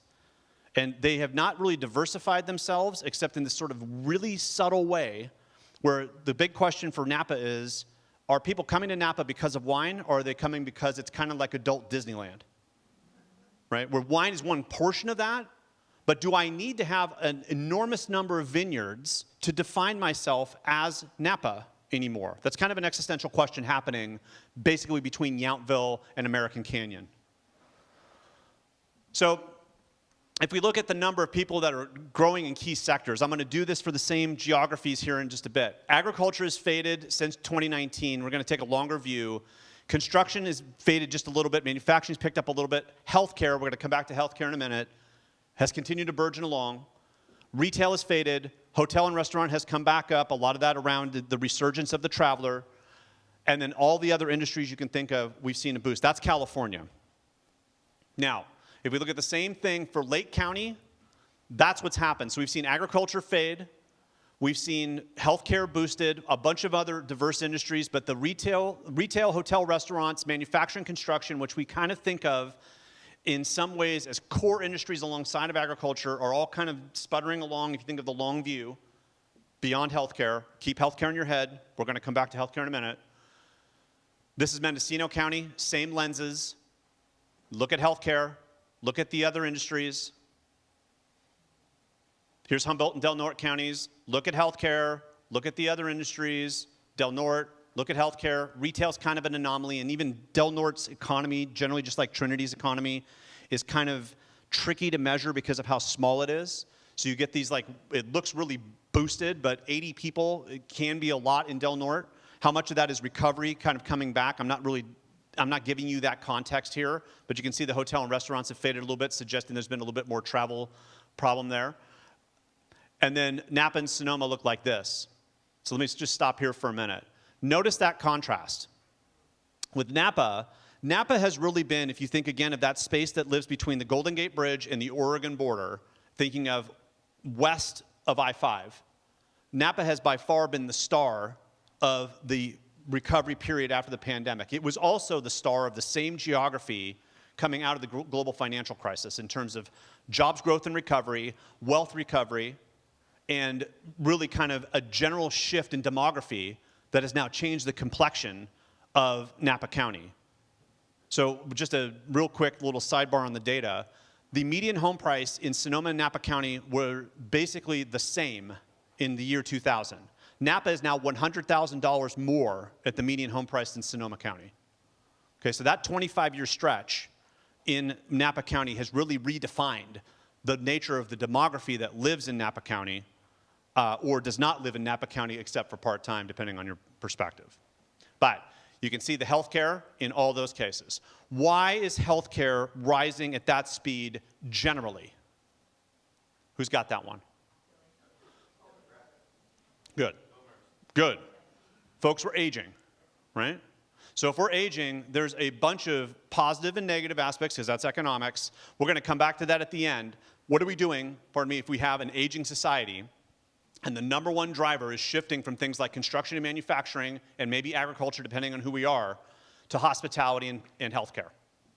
How does that change the nature of our local economies?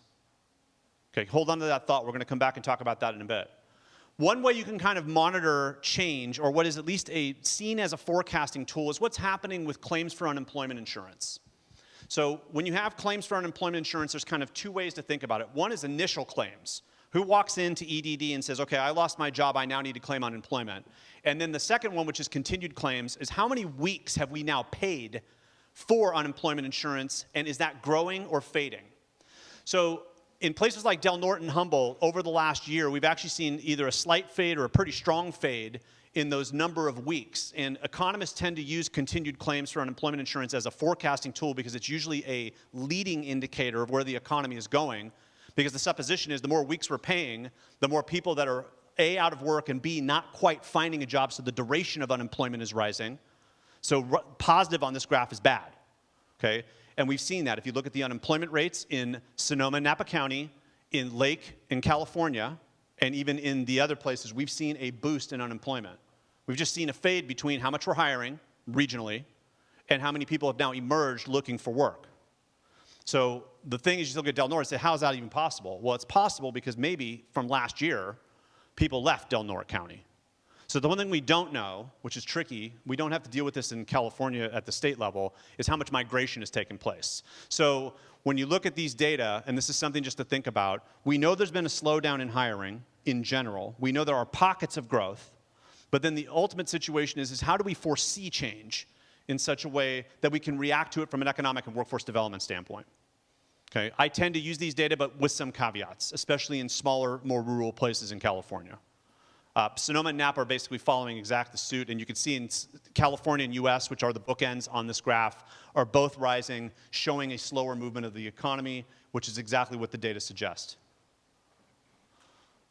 Now, a forecast comes out from multiple sources about California's counties. I use a blend of California EDD and what we get out of this California government in terms of their forecasting unit. Lightcast, which is a private sector company, which if you are affiliated with community colleges or workforce development, you may remember this as EMSI, or if you use Lightcast, this is where those data come from, and then I kind of blend them together, which is why I'm a source on this too. But toward 2030, this is the assessment of overall jobs growth in the aggregate for these counties or for the state of California. Notice the one in the middle is Napa. Wow. Now, for Lake County, what happens in Napa has some importance in a lot of ways. One, it's a place for jobs for Lake County residents. Second, it is a major competitor for the things you try to do in Lake County. And it's something where I did a project here maybe 8 years ago now in economic development where thinking about more partnerships, specifically with northern Napa and southern Lake, is something that should be explored still. They have to want to do it in northern Napa too, but if you look at Calistoga and St. Helena as municipalities, they are really getting pinched into a demographic change and a reduction in the flow of traffic because the city of Napa has become more competitive. When people get on Highway 29 and want to go north, the city of Napa's got a lot more competitive about let's keep those folks here and try to strip as much revenue out of them as possible before they keep on trucking to Yountville and above. That's also got to have implications for y'all up here too, as people used Highway 29 as a portal to get here versus going on 101 and coming over the grade or coming up 175 as we heard Lynn did.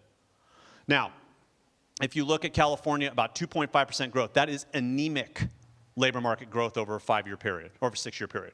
That's very slow. But should we expect that? And should we expect it because California has continued to see an increase in cost of living? We should expect it because of AI slowly emerging as a non-labor tool that you're going to see more adoption of, and what's that going to mean longer term? In Napa, maybe the reason why we've seen such robust forecasted growth toward 2030 is because it's very hard to think that there'll be a wild adoption of robotics across high-end hotels and restaurants. So it's going to be very much a hands-on experience where human beings are going to be involved, and that's where it's going. And this is also true in healthcare. We're likely to see not as fast a conversion in healthcare unless people like my daughter are okay with interacting with a robot when they go in and have basic healthcare. Is that coming? Absolutely. In what form and in what magnitude is really the big question. Okay, so let's look at wages quickly in two ways. So the wage environment for Mendocino, Lake, Humboldt, Del Norte are all squeezed together into one region. This is all one regional labor market. Sonoma, Napa, and California have their own, just to kind of give you a broad regional perspective.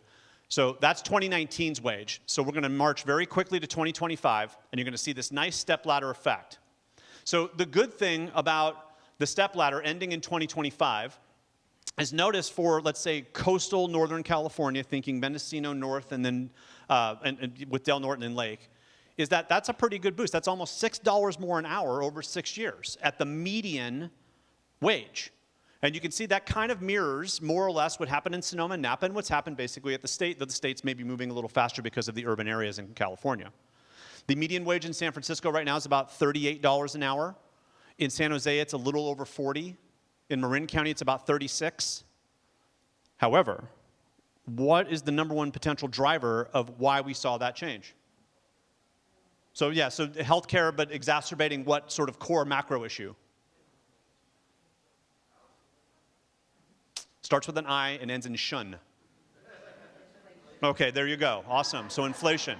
So if I go home on Monday and I go to the grocery store and I go, wow, those prices went up, and I go back to work on Tuesday and I go back to the grocery store on Tuesday and go, whoa, we need to change here.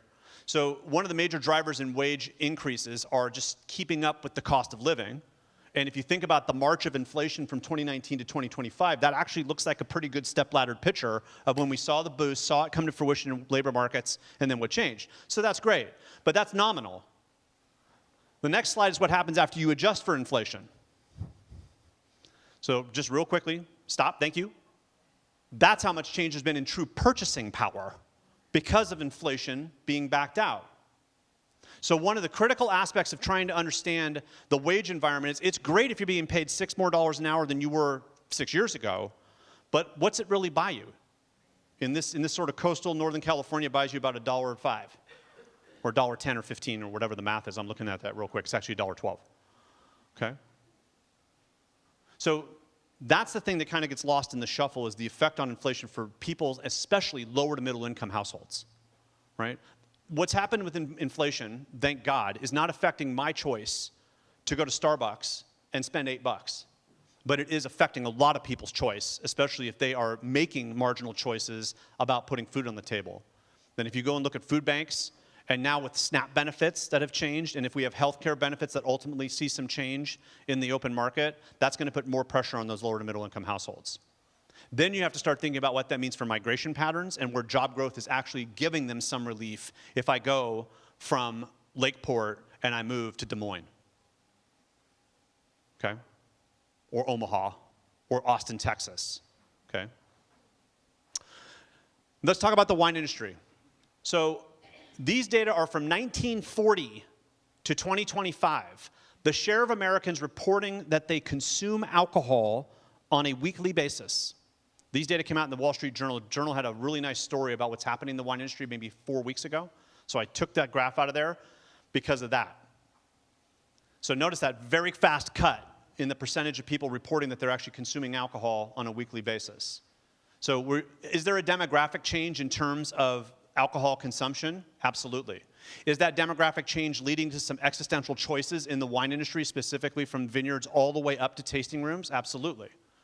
Now, what I kind of think is that there's been a really shocked reaction, and people are so freaked out that they're actually over deciding what they should do on the front end. and then they're going to walk it back later. And you're going to see some more merger and acquisition activity in the wine industry over the next 3 or 4 years, simply because people are going to say, I don't want to deal with the stress anymore. This is a loss leader in my general portfolio. I'm dumping the asset.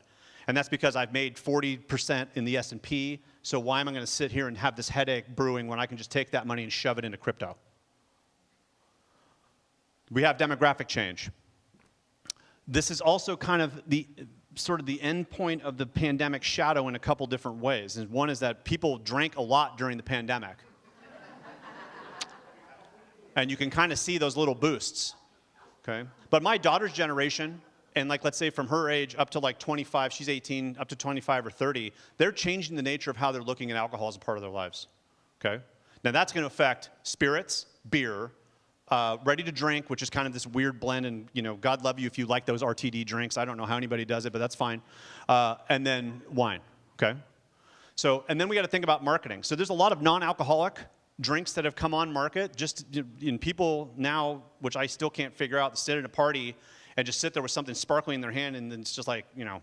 But that's, you know, I went to Chico State like Mike Thompson did, so a little bit different angle on when you got a drink in your hand, but. How much cannabis is also changing the nature of alcohol in our lives in terms of our demography is also kind of an unknown. But there's more competitive forces, and we have to think about that. Okay? So all that's kind of, pardon the pun, brewing or fermenting against growth.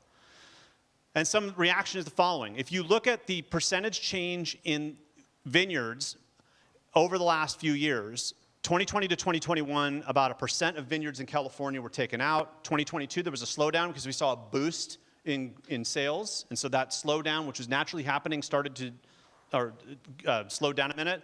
In 2023 and 2024, we saw more vineyards come out. So when you think about that, how much of that is a reaction to having a lot of older vines around, perhaps some disease, and is this just the natural cycle of change, or is it that we're in an existential period where we're going to see less vineyard acreage overall in California as far as the eye can see? And what's that mean for our region that is relatively risk exposed to the wine industry? And then the bigger question for me is, how much is that true risk exposure from a local economic development standpoint? Does Napa need to have as much acreage as it does in vineyards to still generate the same amount of overall revenue from visitors? So we saw a lot of this from Lynn's presentation. I'm just going to go through it briefly. This kind of gives you a little deeper dive in terms of the latest forecast as of about 3 weeks ago that was released. I tend to use Visit California's website at once every 6 months and then just strip it clean of all the data I can find. These data are kind of my interpretation. First, of the change in foot traffic. You can see, go back one slide, I'm sorry. You can see in 2025, there's a slowdown vis-a-vis what was happening in 2023 and 24, and then it kind of boosts back up toward the end of the decade. One of the biggest issues that has happened, especially after the pandemic, is what's coming back from a business standpoint.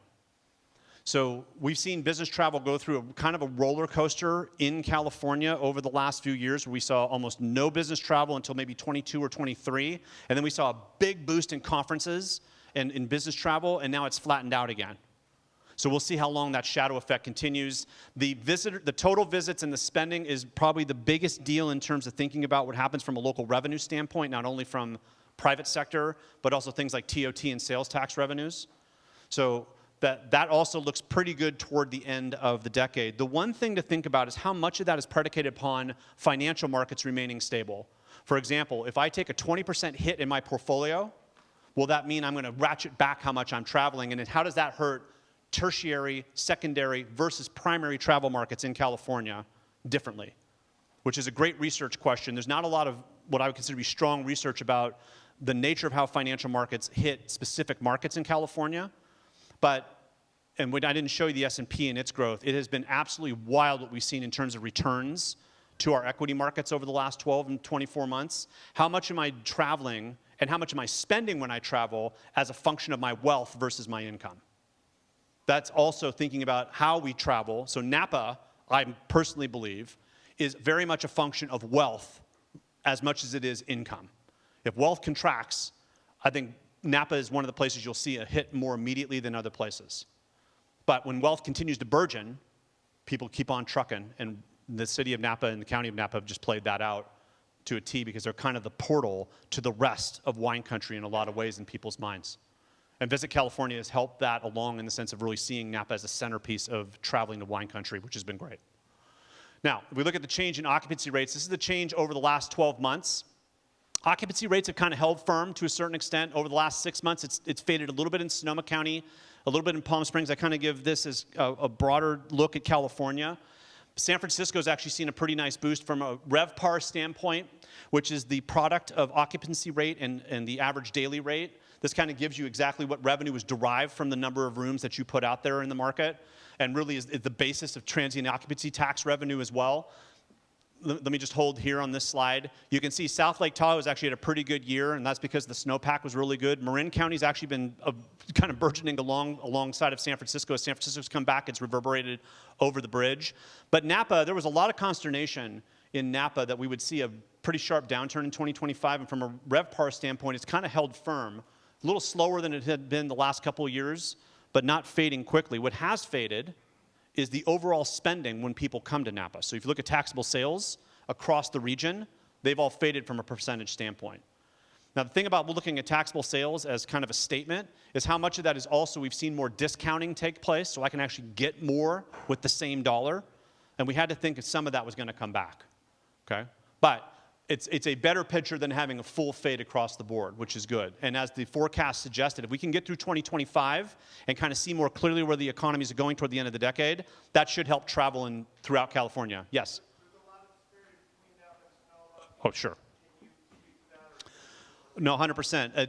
Two items on that disparity is one is Napa has become very aggressive in trying to maintain market share and is really, in essence, going into the Bay Area and saying, you need to come here first. And Marin County's actually got more aggressive too, so they're actually taking some of the Sonoma crowd that would come from the Bay Area and keep on going. They're actually pulling some of those. I did economic development for the county of Marin for 5 years, and I jumped up and down and saying, listen, if you've got 1.5 million people coming up this corridor to visit Sonoma County, you're just leaving revenue on the table by not taking some of it. They seem to have finally caught on 15 years later. And that's kind of showing out in some of these numbers. But that's part of the story. Yeah. If you think about that, Sonoma County kind of lives in that friction between the primary travel markets around the Bay Area and the secondary travel markets kind of in the Bay Area and in North California. It could be kind of a canary in a coal mine, and this is the beginning of the end. Yeah. You could make that statement. You could also say the statement that Sonoma County grew too fast and their capacity for travelers they increased faster than other parts of the Bay Area and the North Bay, to where they got a little bit more risk exposure in terms of the revenue. Awesome. So, this is my first of a couple other AI-generated images that I did. So this tells you how good of an artist I am. There's our elephant in the room with a cannabis plant. So one of the things, I did a study for DCC around cannabis and the economic impact. I do a lot of economic impact studies with the 6 counties, so Sonoma, Lake, Mendocino, Del Norte, Humboldt, and Trinity counties. Given what we could grab onto in terms of a footprint, it's almost like studying undocumented workers when you look at the cannabis industry. It's like there's so much out there that nobody knows what's happening. You have to kind of talk to people. You got to get out there. It was crazy. But the point is that we have this weird relationship with cannabis from an economic and workforce development standpoint, specifically in Mendocino and Humboldt counties, that we kind of talk about, but we don't really react to well. So one of the things that's happened since Prop 64 is that we have not had what I consider to be a unified regional strategy in terms of how cannabis is going to enter the fold as an economic and workforce development center.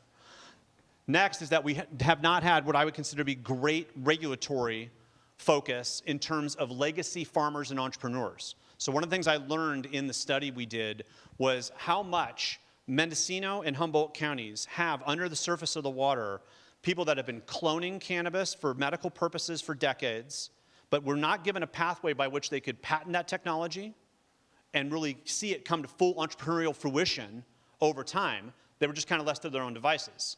Well, if you take somebody who has never used a computer and has used a paper ledger and a cash box as their bank and accounting, and try to put them onto QuickBooks and everybody, but we're all still using cash. So without the ability to use any kind of credit device well and or credit markets, because you can't really use a credit card yet.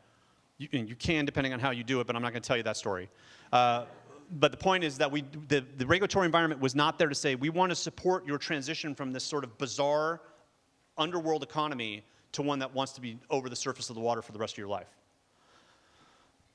We also need to prepare for nationalization. It'll be very intriguing in 2026 to see whether or not our presidential administration suddenly says, hey, maybe we need to legalize cannabis and do it national. Watch for that. I think one of the things that will keep that from happening is how much that would potentially benefit California and New York, two states that the presidential administration really doesn't want to help right away.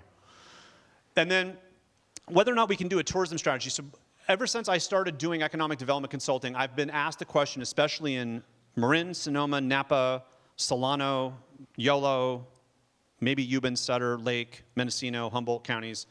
Why don't we do more ag tourism? Why don't people want to come here and do farm tours? Well, I come from a farm family.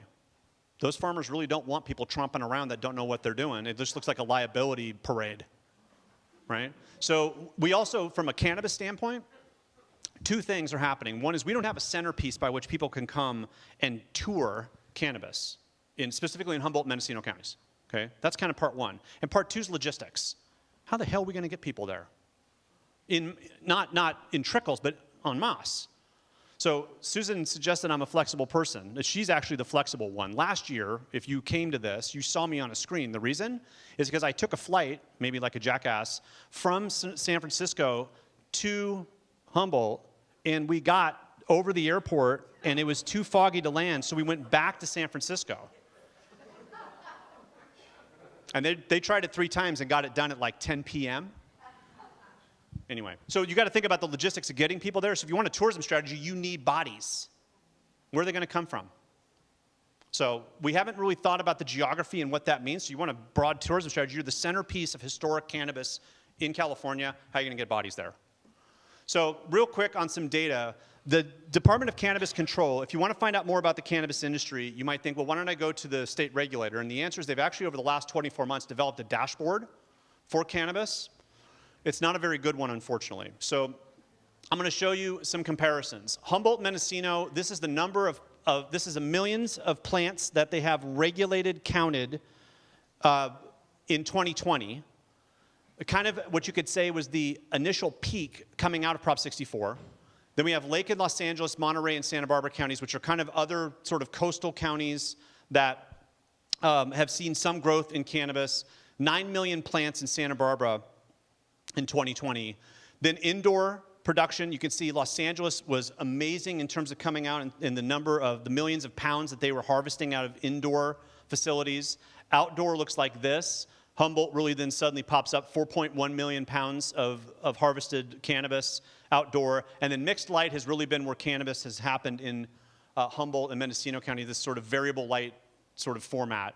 Bottom line is that tells you a story about the competitive nature of it in terms of the harvested weights and the number of plants that are out there. That's 2020. This is 2024. So now go back one slide. Now go back the other one. Okay, look at Humboldt and Mendocino. What's happened? It's faded. So when you think about the cannabis conundrum and what we can do about it, the capacity of cannabis has changed, at least in the regulated world. What we don't know is how much of it is now still living in the unregulated world, but we have to assume if you look at prices that it's faded. So I am not a huge partaker historically, but there is a place in Santa Rosa that's selling 1/8 of 1 ounce of bud marijuana for $9. So again, as a Chico State grad, was I exposed to the marketplace for cannabis? The answer is yes.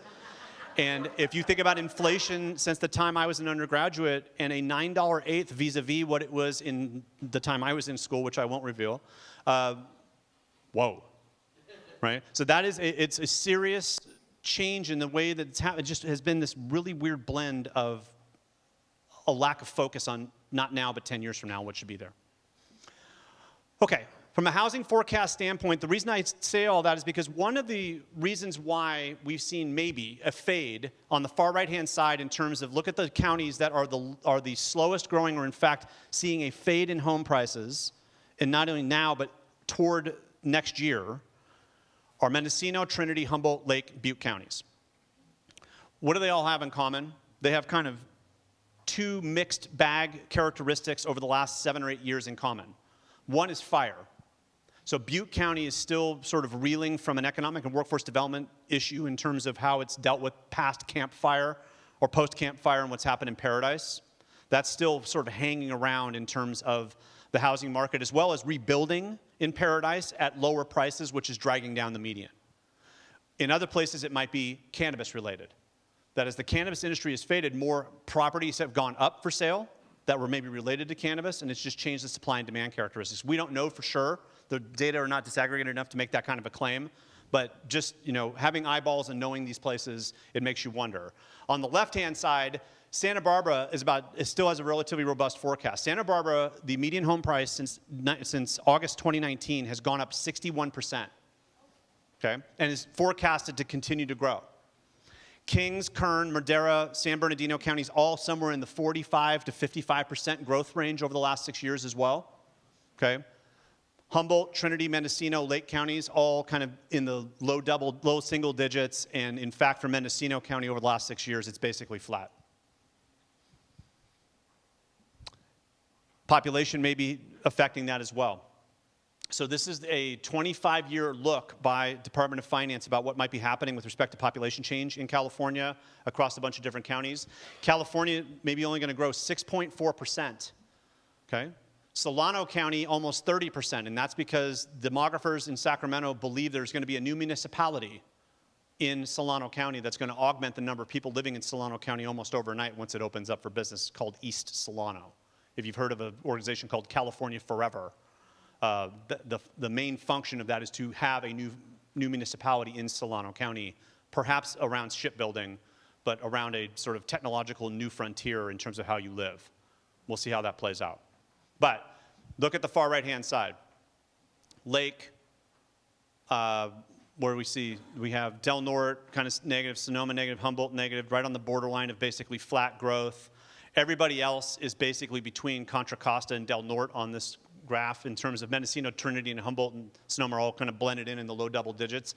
25 years from now, what are we going to look like when I'm driving around downtown Lakeport, downtown Ukiah, downtown Eureka? Is it going to be a thriving, younger crowd, or is it going to be an aged society? Well, okay, so let's call that a rhetorical question and move on, but assume that we are going to age, okay? And that kind of goes back to what I told you before. What's that mean from an economic and workforce development standpoint, given where we are today? And how's that going to reshape the nature of our downtowns, the nature of the way we think about economic and workforce development, and is the main place we're going to see jobs growth healthcare by the nature of demand? So I jammed a bunch of elephants in this room, and we think about it, that's kind of like an urban-rural divide. So unfortunately, we're kind of in this same place. One of the things that really, I think, threw people a curve is that there were a bunch of people moving to rural parts of California when the pandemic hit because they could. Then they get there and they find out two things happen. One is that, oh my God, my employer actually wants me to come back to work.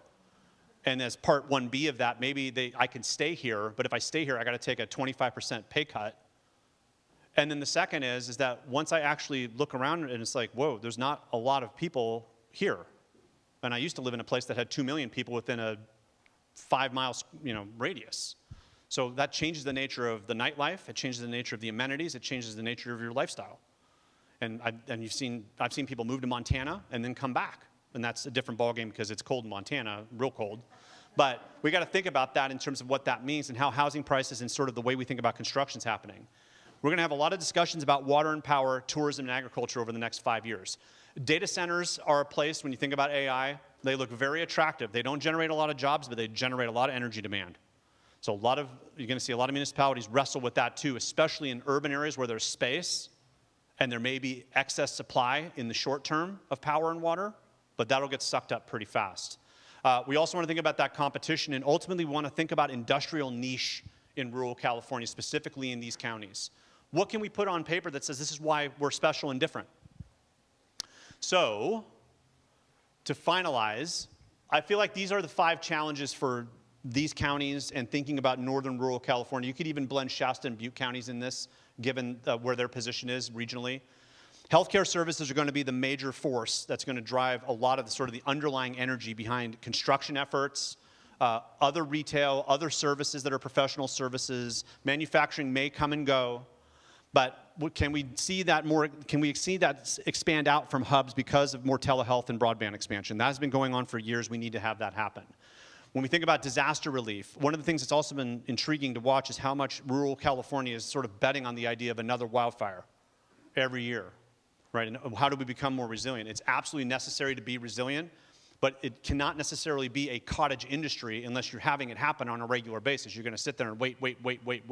If you don't have a fire for 7 or 8 years, you might waste a lot of resources you could have employed in some other ways. So watch for that kind of conundrum to get solved too. We want to think about competition in terms of visitors and think Napa's not going to get less competitive. Just thinking about this corridor, they're going to get more. Okay? That's not going away. And that's especially true for St. Helena, Calistoga, and Yountville as they have faded on the wine industry side and having that part of the commerce fade because they're more agricultural based than, let's say, the city of Napa and American Canyon. This is also true for Sonoma County, thinking Healdsburg. Healdsburg's going to have to think more competitively over the next few years, even though if you go to Healdsburg right now, it feels like downtown city of Sonoma, downtown city of Napa. It just seems burgeoning. That will fade because competition will rise. So, but Healdsburg's been very good about looking at competition, but what's that mean for Ukiah? What's it mean for Willits? What's it mean for Points North? We want to think about our downtowns and placemaking. A lot of economic development is now swinging toward placemaking focus, right? How do I revive this sort of downtown and make it quaint? You still got to get bodies there, and everybody's doing the same damn thing. Okay, so we got to think about what makes you unique and packaging experiences together. This is where I think cannabis can find a home where it's moving with both and not trying to move on its own, but it's still going to take a pretty big lift. And then finally, and this is something we talked about many years ago when I was doing economic development consulting here in Lake County, is can we find science as another tourism node? Can we bring science to this place that wants to be here not for 2 weeks, but for 2 months or 2 years? So lake science, river science, ocean science. And Humboldt has started some of this around Cal Poly Humboldt, but these are some things we can think about as an extension of the reason why people would come. Because the lifestyle here, if you're a scientist, is probably pretty good, right? But is there a reason scientifically I would come, and can that burgeon into entrepreneurship on the other side once there's products and services that might flow from that because of the uniqueness of the place? Folks, thank you for having me. If you have any questions, please email me. And Susan, do we have time for questions, or are we out of time?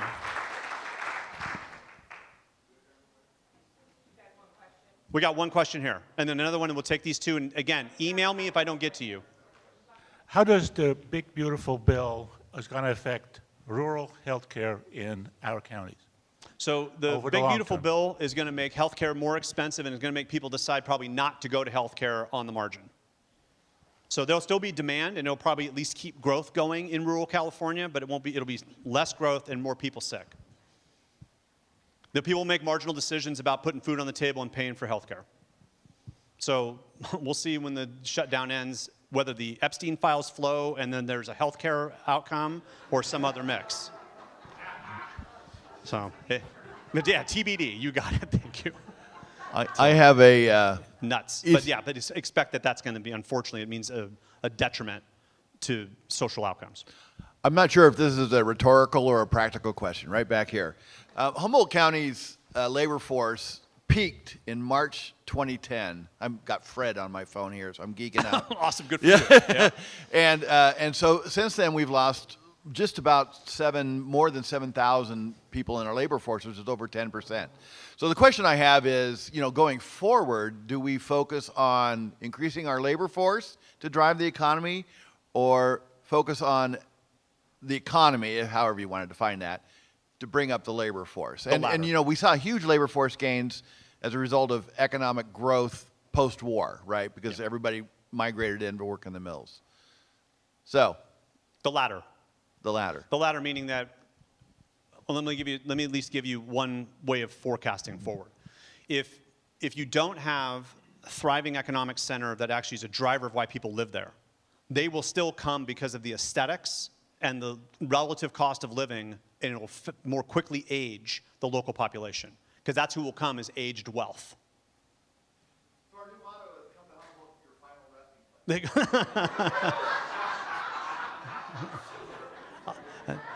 So I'd ask Lynn whether or not she thinks that's a good slogan in terms of tourism, since I'm not a marketing expert. But the one thing that Humboldt has is a relatively small population vis-a-vis Cal Poly Humboldt and what could come of Cal Poly Humboldt. So one of the bets, and you have to thank Pro Tem McGuire for a bunch of different things while he's been in that space. The supposition is we know he's leaving and he will go on, I'm sure, to Washington at some point. I remember Mike as a student at Sonoma State. It is the infusion of cash that came in, and now it's really the ROI from that. And Sonoma State now faces a microcosm of that in terms of the money that we've received. How do we use that to sort of add to our ability to become an economic development and workforce development engine in our region?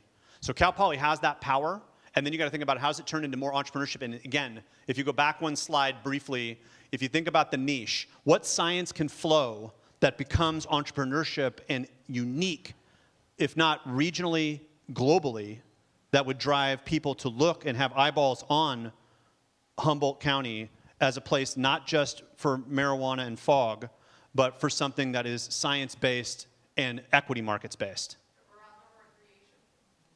Yeah, I would say the outdoor recreation thing, just keep in your mind, is what that does from a workforce development standpoint. Where's the ROI on that vis-a-vis other things that would naturally come out? That's where places like Lake County, if you think about the merger of the science and the recreation, are there things you can do from a recreation standpoint? So the thing when I saw the video from Lynn was, could there be an annual music festival here in Lake County that would bring in 20 or 25,000 people? But then you got to think about, okay, the logistics, the hotel rooms, where are you going to put them? Do they end up at Six Sigma and there's like this huge glamping exercise where Kai is okay with that? If you were here yesterday, I know the Almonds a little bit. Are they going to be okay with the sort of this wild expansion? Would they be the host of it on their property? You know, but are those things, again, that lead to niche outdoor experiences that then allow you to market why you should come here from a lifestyle standpoint more generally? The Bottle Rock in Napa has done some of that for Napa, as just one example. And I don't mean to harp on Napa, but Napa, from a data standpoint, an eyeball standpoint, a futuristic looking standpoint, is leaps and bounds ahead of almost all of the parts which you could call quasi-rural California. But they're also in a good geographic position in terms of being rural. That's why I said with quotes, is they're not really rural, but they're just enough to draw that audience from the more urban areas. Okay, folks, thank you. Oh, whoa. We have some more time. Oh. Are you okay with taking Totally. a couple No, more? I thought that I got the hook. That's fine. No worries. Oh, no. I think we have about 5 minutes. Okay. Okay. Yes, ma'am. Good morning. Thank you. That was a lot of information. I'm just curious because I didn't notice until you were talking about the housing pricing element, about that cannabis was mentioned, about an effect in that section of information. And there was a lot of talk earlier about like the labor force that's available, the jobs that are available, the different parts of the market that have been changed within our counties. And was there cannabis factored into those numbers? Because the crash of the market has really affected everything pretty much, like the jobs, who's there for jobs, even the money in the community that's been extracted from the community. So just wondering if that was considered. Indirectly, yes. So the cannabis industry is indirectly shown, but there is not a line item in the labor data that is cannabis. That has still not emerged yet. And a lot of that's because since it's not legal nationally, it's not being counted as a legal industry nationally. So we don't get the national numbers, which then generate the California EDD numbers as a corroboration of what happened here. But it's indirectly there in terms of how many support industries service primarily cannabis. So think of all the hydroponics, all the the fertilizers, the dirt, the wood, all that sort of farm-like environment in terms of agricultural service. How much that serves cannabis directly, especially in Humboldt and Mendocino counties. So that definitely has been affected, and that's where you kind of get a small tie there if there's nothing else changing. But cannabis itself is not being counted directly. Not yet. Is that it? We got like 4.5 minutes. Yes. Really good information. It really made me sweat. Oh. So I have a restaurant in Lake County. Yeah. So as you went through hotel, lodging, restaurants, all of that, I mean, I feel all of that. Yep. So my question is, how do I take this data and diagnose it and try to upset the metric? Like, how do I use this either to reach out to the community or reach out to elected leaders, or like, this is a very real thing for Lake County, tourism, all the stuff. We need hospitality. I mean, our wine industry is getting, highly impacted.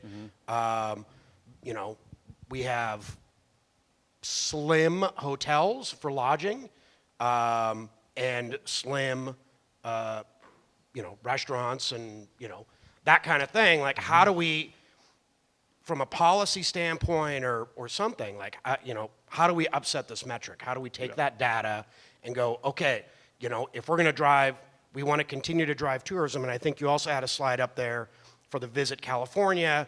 And, for the last 2 years, our tourism for the summer has been flat to non-existent.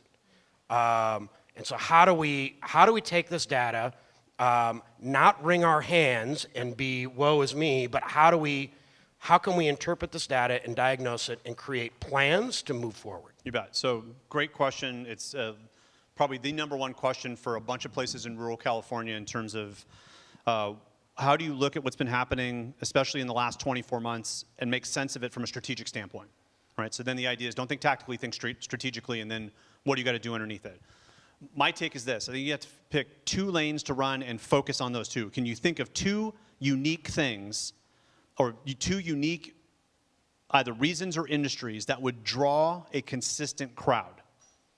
Now, unfortunately, you may have as an answer to that cannabis, wine, or the outdoors, okay? So the outdoors is probably your number one geographic asset, specifically here in Lake County, given the lake is here. But is that a draw vis-a-vis other places who are going to sell, in some ways, a lot of the same mix, right? So how are you going to do it? And then the second piece of it is, if I can identify those 1 or 2 things, what are the 1 or 2 assets that I need to develop to support the growth of those 1 or 2 things? From there, I'm expecting everything else to kind of grow to a certain point. So is there a reason why you haven't seen a huge number of new hotel rooms in Lake County? Yeah, the developers don't think the demand will be there, so why am I going to overbuild in that marketplace? It's the same thing happening in Mendocino County to a certain extent. And in Sonoma County, you can almost make the case they overbuilt, thinking they would come, and now they're kind of wrestling with that idea, especially on the high end. But that's the way I would approach it. And that's why I put at the bottom of that last slide the science piece. Are there things that you haven't thought about in terms of long-term market grab for a unique audience that won't find science to be done that's right here? This is the one place where they might be able to do that in a way that accesses other markets, gives them a chance to go home, come back, but then be in a place that has a good lifestyle and has a unique outcome along those lines. So otherwise, you've got to think about where you think your strengths are and then what assets. Or do you need airport development? Do you need another way of getting here? And can that even happen?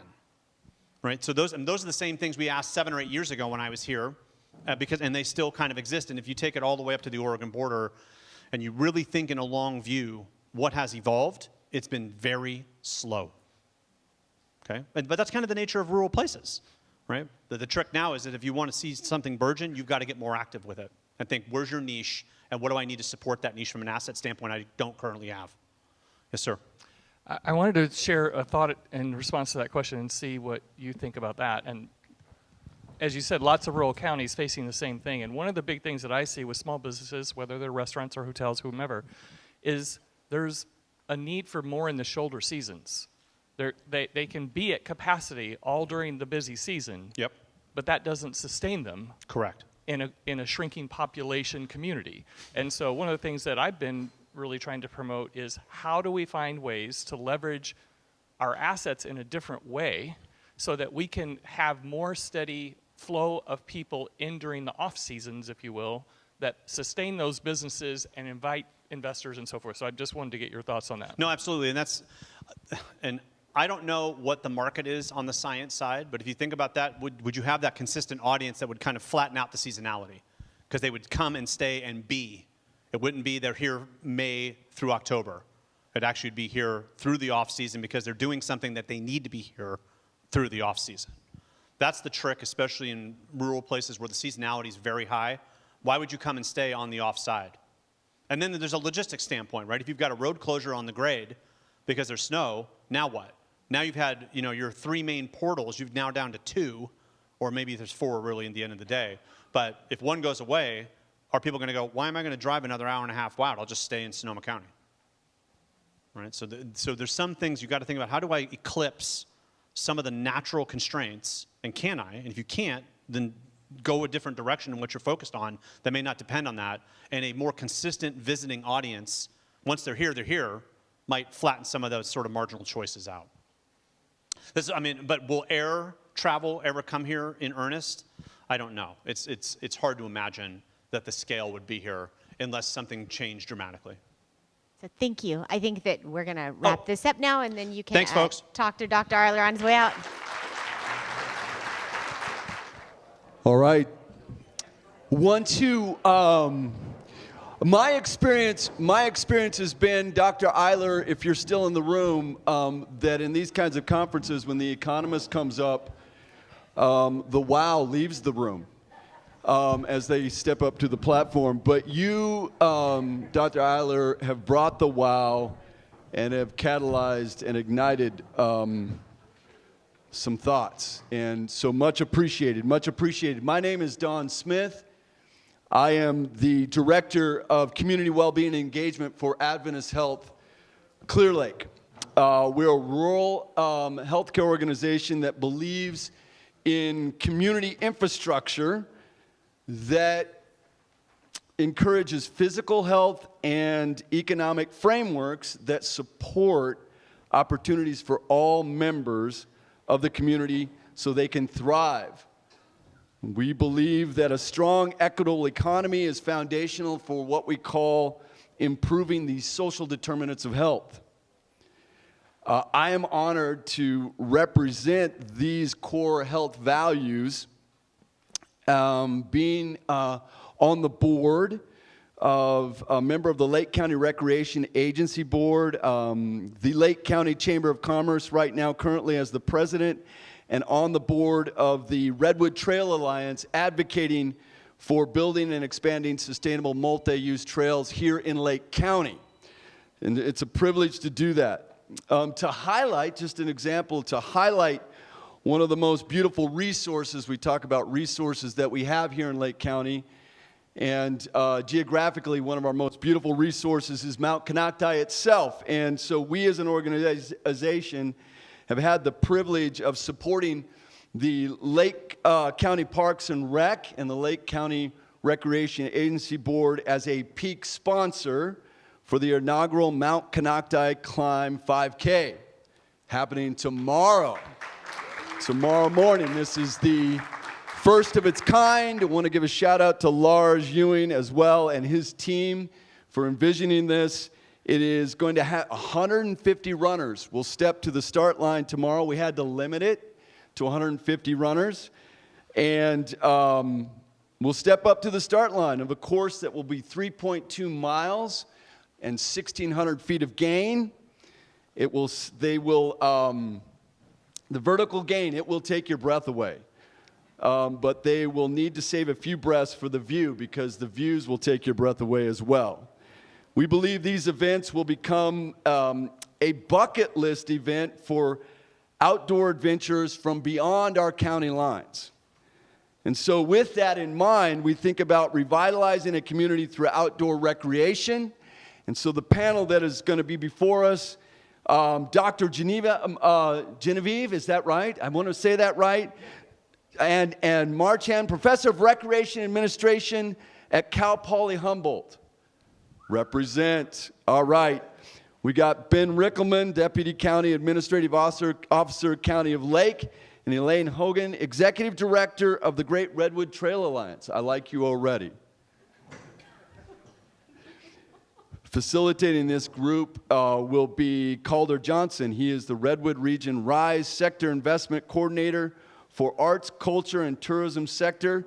Welcome, panel.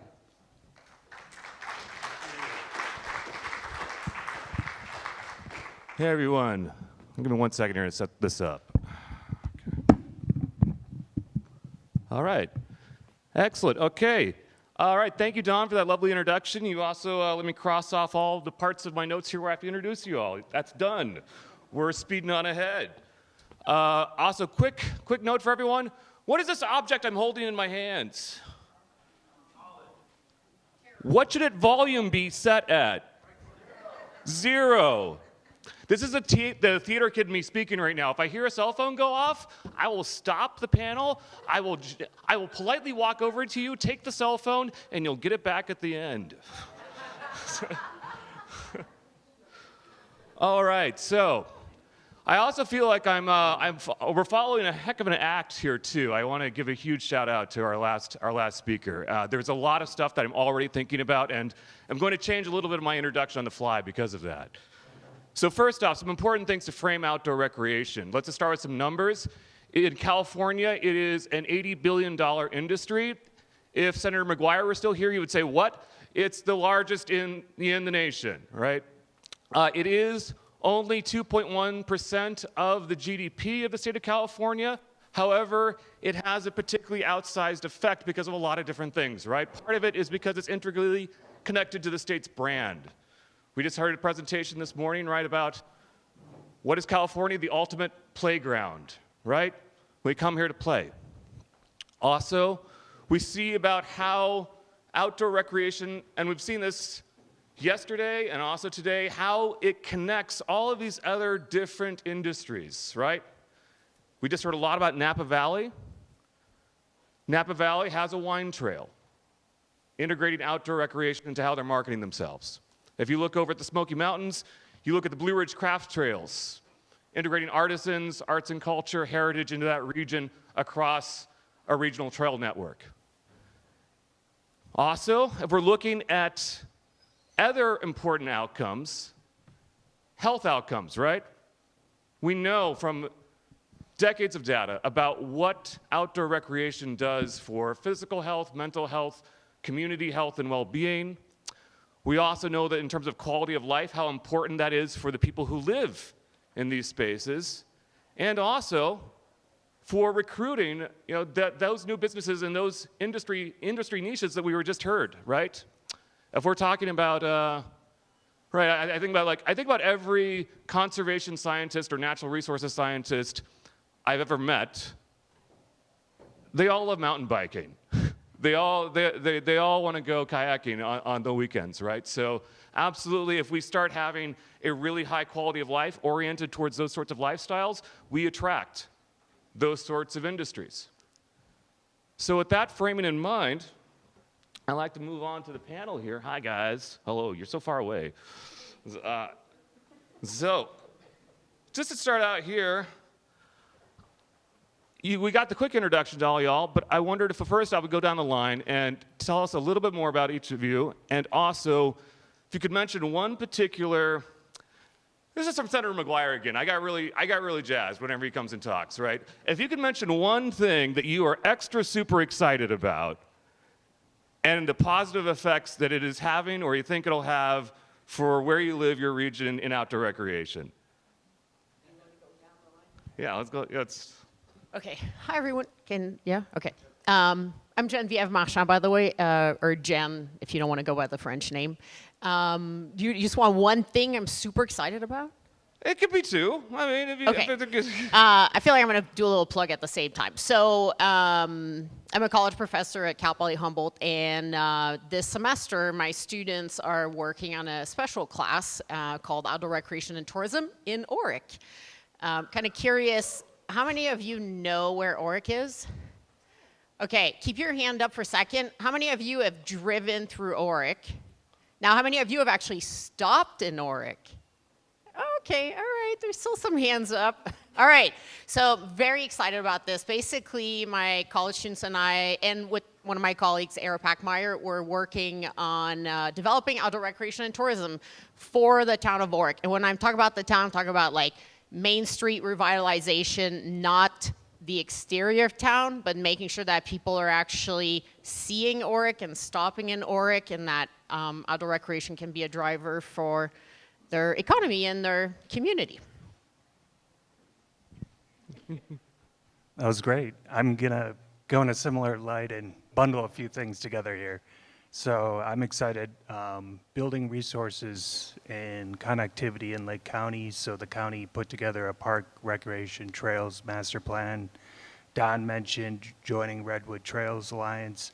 The work that's been going on in Six Sigma and up at Boggs. And there's this momentum that's building, I think, that can really, for trail reconstruction post-wildfire and the outdoor recreation economy here.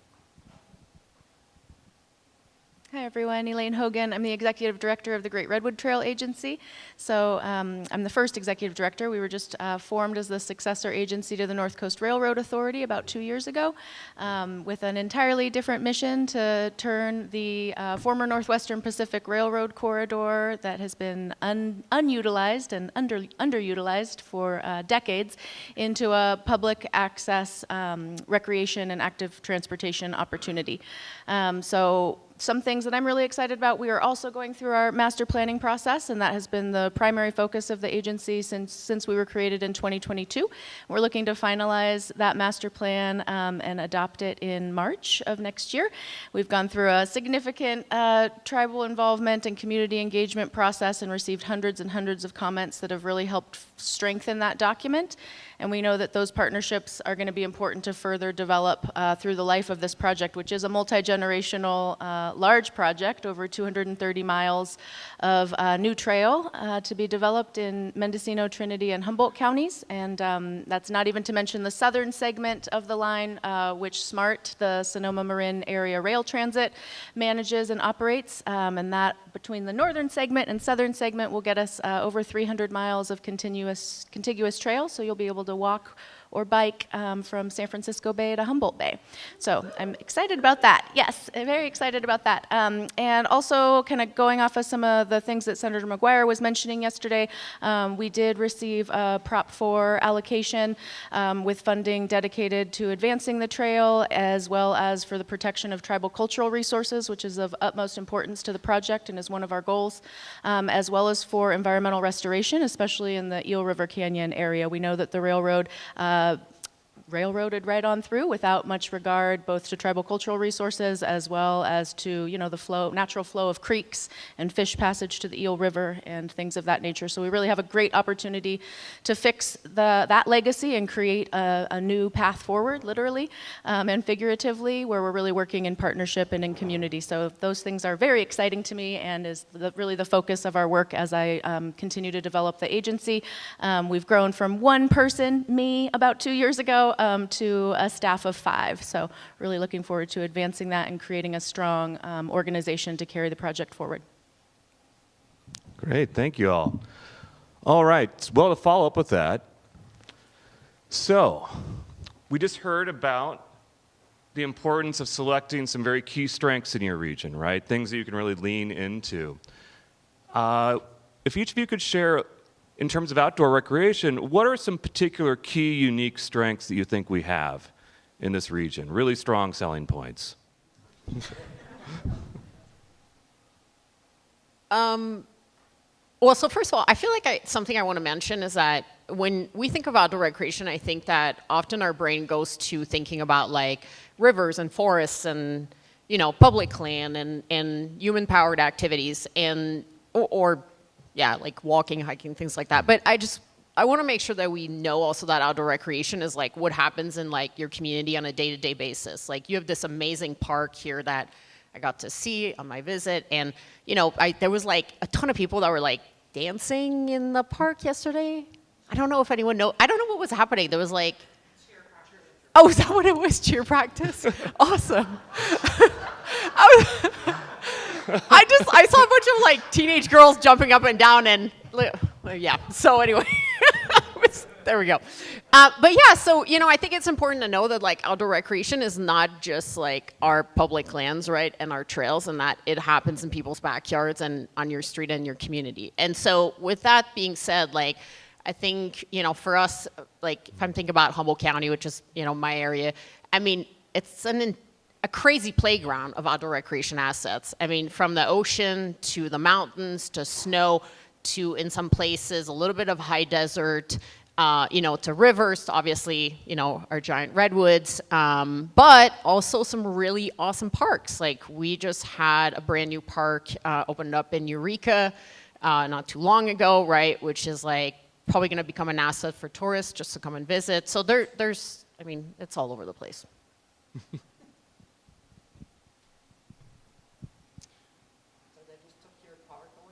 No. We have a few parks in development too. It'll be great for the community, and I think as working in economic development, it's telling both the story for residents and visitors.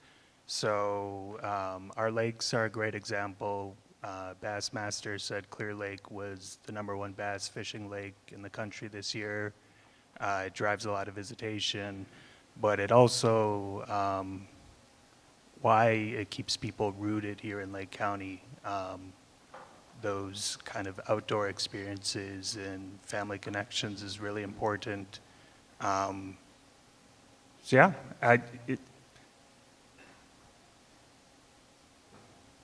and how we've seen that kind of connect to the local economy.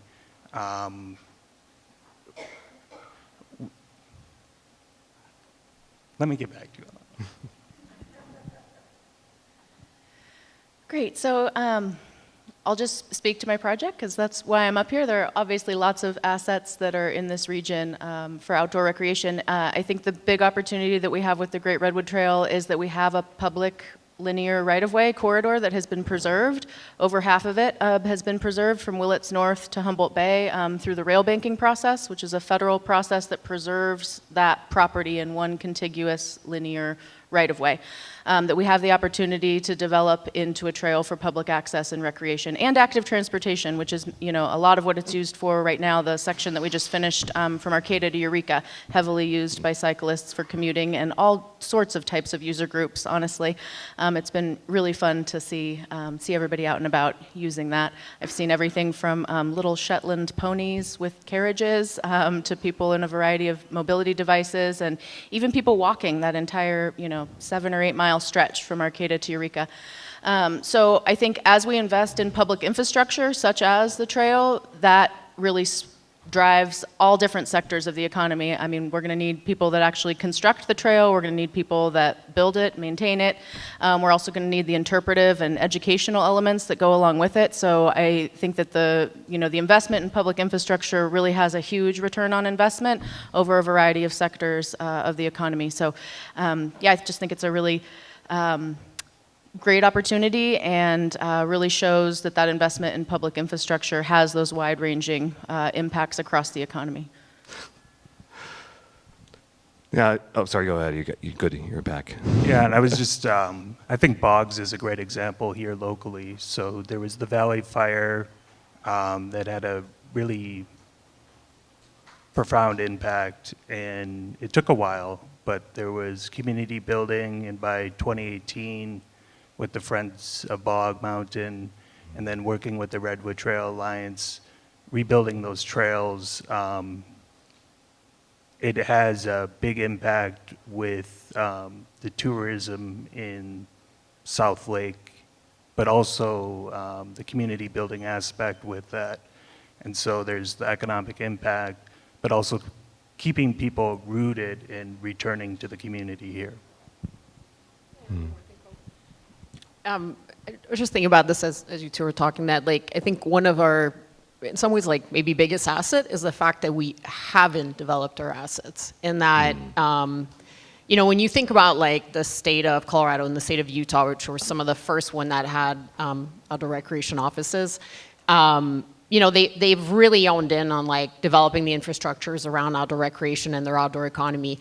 And I think our counties, have an opportunity to do that and to learn from them in terms of like what has worked and hasn't worked, right? There's often fears that we're gonna, you know, maybe bring too many people, right? Or that we're gonna like raise the cost of housing and other things like that. But I think the fact that we haven't developed our outdoor recreation assets as much gives us an opportunity to do it well and to do it for communities, you know, and not just be like, okay, we have all this land, let's bring a ton of people.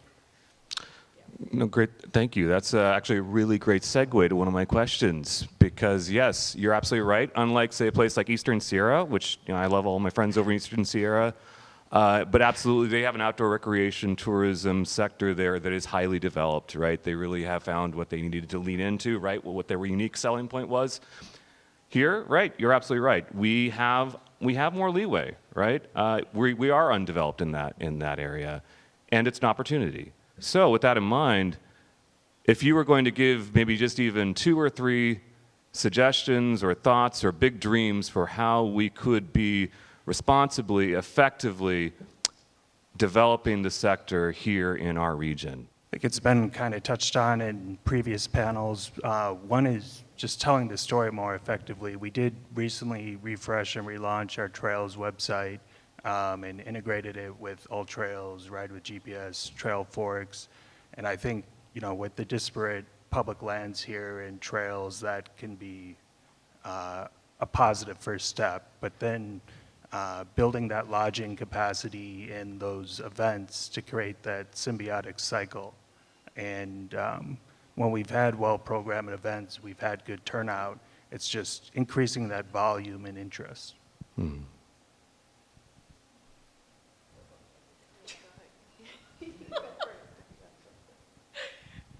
You want 2 or 3 dreams? I have like a list.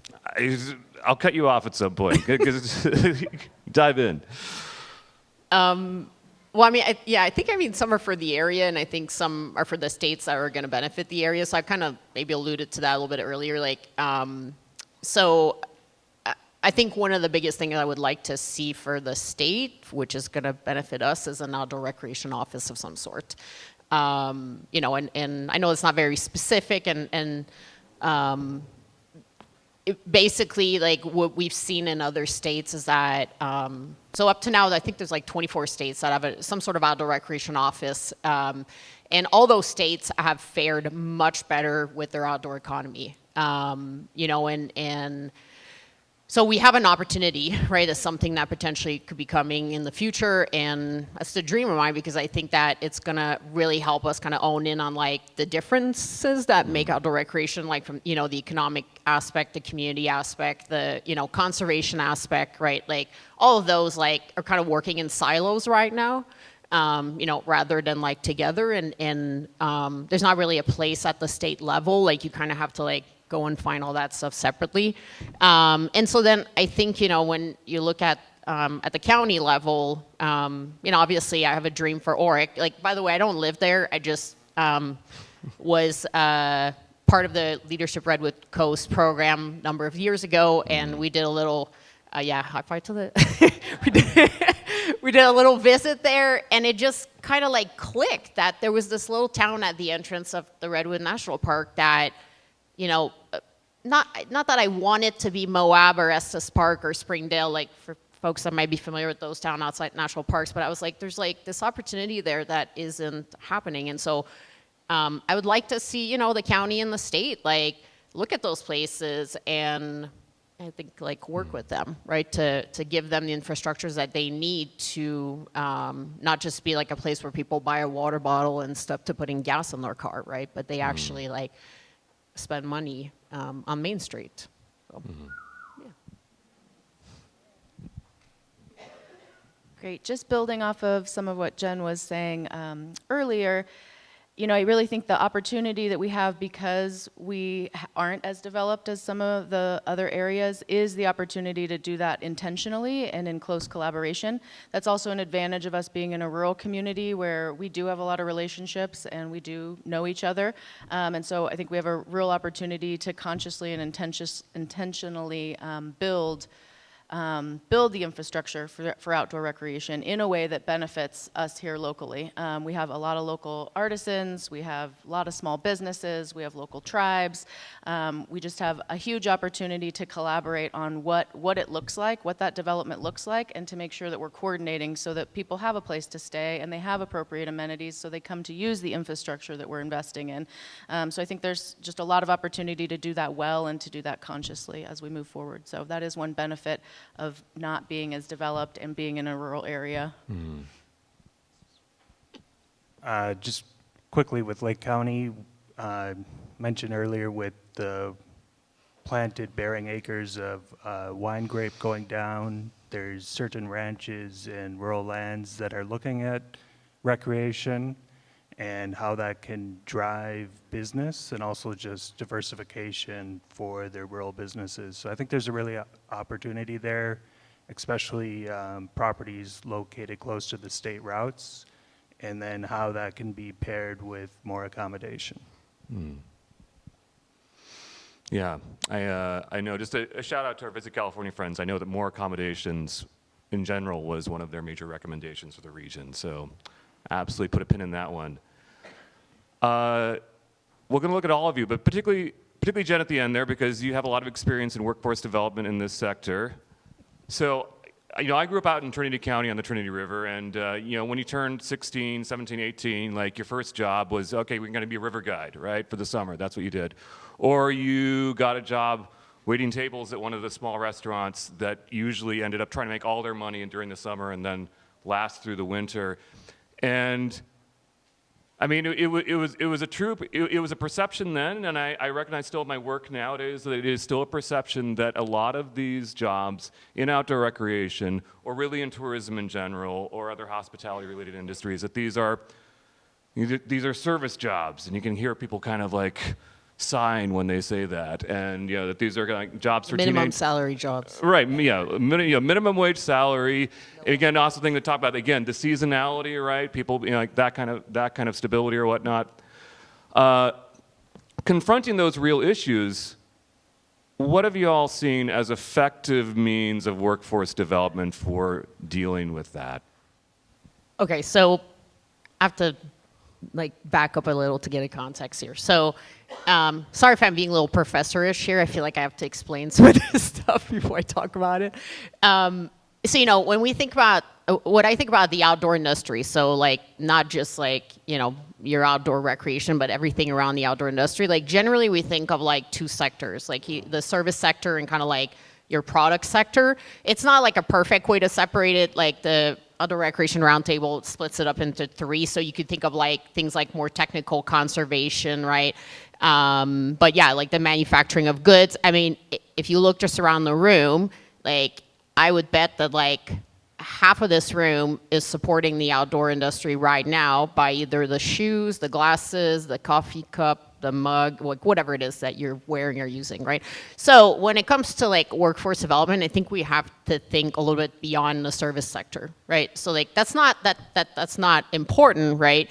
And also there is a space for those entry level, I guess I'll call them high school position, but I don't want to say that, because I think that yes, there is some of these positions, but there is an opportunity and there is programs, right, and that take students a lot further than that, right, and takes not just students, but anyone further than that. So the idea is I think to see these jobs as an entry level way into other sectors, right? Other position, and to not necessarily see outdoor jobs as just seasonally and gonna do the minimum salary thing. And that's where, to be frank, I think that sometime certification, training, education, right, comes into play. So, with a lot of my students, yes, they do start with the rafting guide job and the camp counselor job and the guiding people job, but they end up in management position after a couple years, right? That'd be working for your county, state parks, the private sector, the retail sector, the vendors, the manufacturers, marketing, right, and things like that. So I don't know if that may not be super specific, but.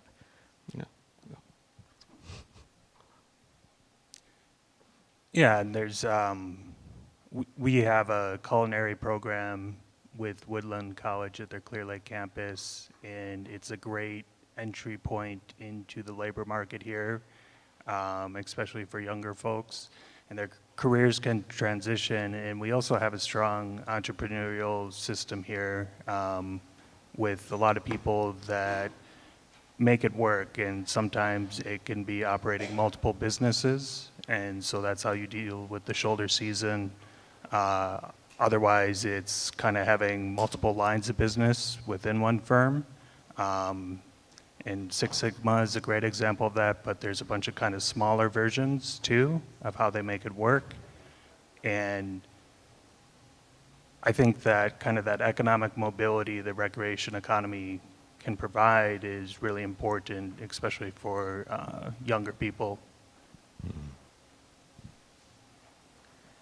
So definitely those, service sector and seasonal jobs are a part of our economy, and I think they're valuable and they're necessary because we need people to guide us down the river and things like that.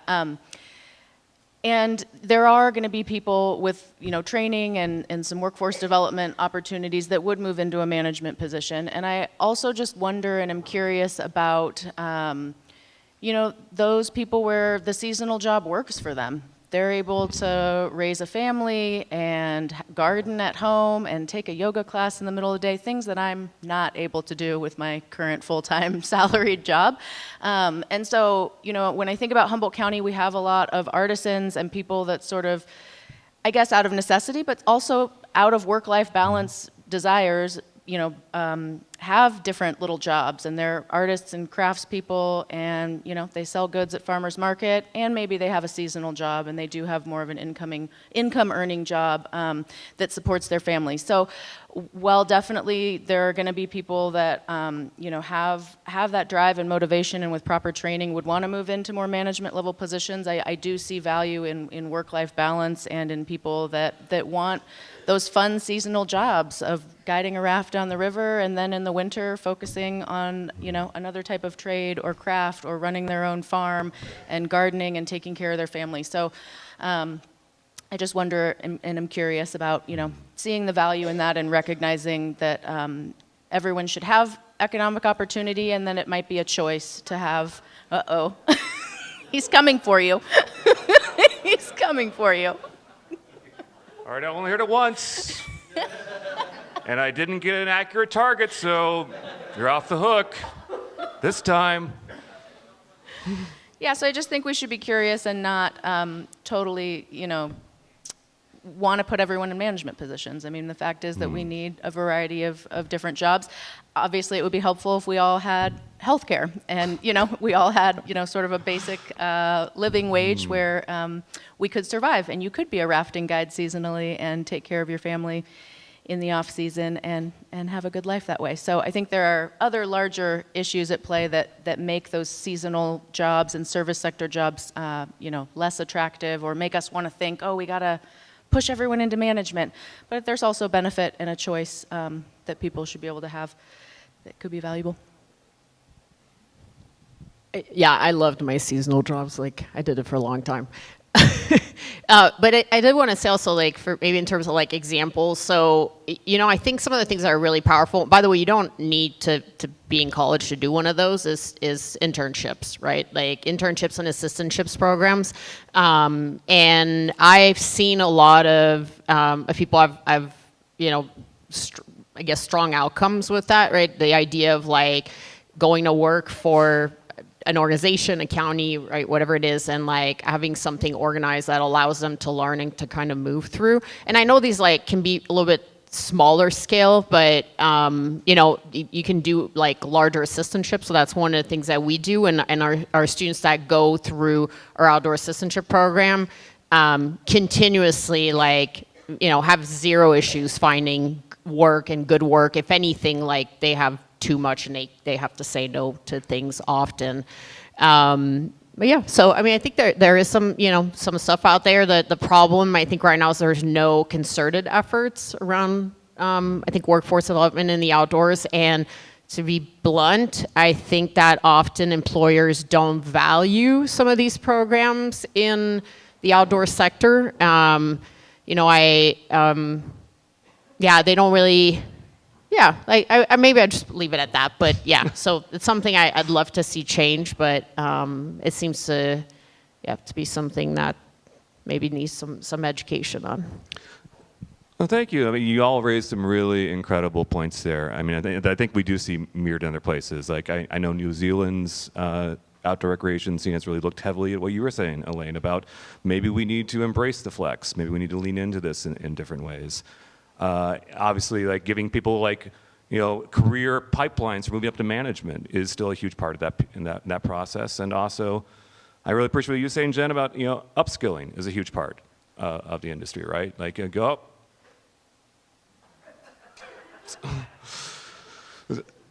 Go out, get those extra certifications, right? And then also important for business, for business owners to be aware of those resources to provide their, employees those opportunities, and to also, again, I think as we were seeing with Rachel yesterday, diversifying those income streams. So, I mean, I think it definitely sounds like this is not well, we've got one silver bullet loaded in the gun, we're ready to go. This is going to involve a lot of a wide panoply of solutions that are employed. So thank you for that. Great answers. Okay, so I know you're not housing experts necessarily, but I did want to bring up and center something. Maybe some in the audience also can chime in here too if they feel like it. I know that there are a lot of places that lean into tourism in general, but also outdoor recreation. Again, my friends over in Eastern Sierra, where there are a lot of these places that do get developed, and then the people working in outdoor recreation or in the service industries related thereof get priced out of living where they've lived perhaps for generations. Or again, if you're in that seasonal situation, you're like, I just need seasonal housing, but I need it to be affordable. Do you have any particular thoughts or feelings or solutions? So Lake County's specific project and development is Gwinnett, which is a multi-phase development in the southern portion of the county, fairly high-end resort and residential, but they also have workforce housing. So that's part of a specific development agreement with mitigating that impact on the community. I think it's kind of a larger conversation than with zoning ordinance, what you're doing with your general plan, your local area plans, how your permitting process works, and what you're doing for housing production. And this is a somewhat small part of the economy, even for a rural area. So kind of what's the overall housing strategy? And that'll have the downstream effect. Well, I think we were talking earlier about like how in some ways, because we don't have our assets fully developed, like we have an opportunity to really do things differently. And I often think about like Summit County in Colorado, which has turned into a really challenging place for people to find housing, because they basically just allowed like an insane growth and a lot of short-term rentals, right? And second, third homes and more anyway. So, but that being said, like those places also now are kind of like backtracking, right? And so I think for us is we have an opportunity to not be the ones that are going to backtrack, but to basically do things now, right? So like, for example, like incentives of like, if you're, building a hotel of some sort, cabins, a hip camp, whatever it is, right? That there's an incentive for you to also build like long-term housing, right? like, and add that to your short-term rentals, and I think maybe favorizing like, the ones that are not taking away from, rentals that already exist, right? Like giving incentives to people, because at this point right now, a lot of what's happening with a lot of short-term rentals is, people are seeing that they're making way more money than them by renting, their house to long-term. So like finding ways around that. And we have seen in some, I guess like outdoor recreation towns, like, policies that have really force developers to put housing for workers. We're seeing that in like ski towns, you know, and like incentives from the county to build some of this like really more like low income housing. But yeah, we definitely don't want people to like, I mean, we see that in the Redwood National Park. I have students who have to commute an hour to go be a ranger there. Like that's kind of crazy. Like the amount of money they're spending on gas to go and work there. So yeah. So definitely all of the things that all of you mentioned, especially housing policy and general plan and housing element updates, obviously very important. And then I did just hear, not to put the Trinity County supervisor on the hot seat, but I did just hear an interesting idea. You know, in the rural areas, we have a lot of cannabis abandoned properties, some of which are riverfront and great and near our recreation hubs. Is there a way that we can use public redevelopment funds to purchase those properties, which are, you know, currently need a lot of restoration, which a lot of our public agencies, we are also eligible for redevelopment and restoration funding.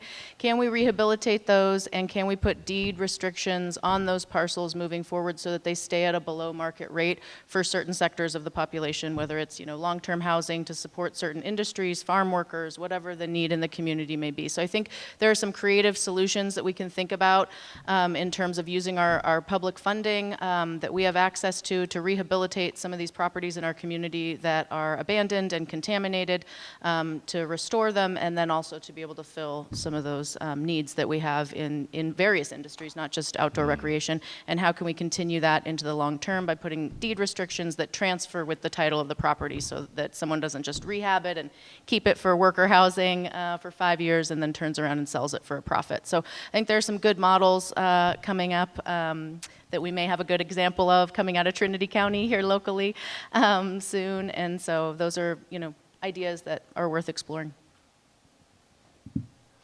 Oh, and I will just add, sorry, that, you know, that is something that we're looking at along the Great Redwood Trail corridor. We do have a lot of those cannabis sort of old dilapidated properties that have been abandoned. And so how can we as a public agency utilize those either through strategic acquisitions or partnerships with other entities, conservation entities, for example, to rehabilitate them and utilize them either for seasonal worker housing or for operations and maintenance or for a public campground along the trail, things like that. So I think there are a lot of opportunities as our public agencies get involved and be creative in these, coming up with solutions.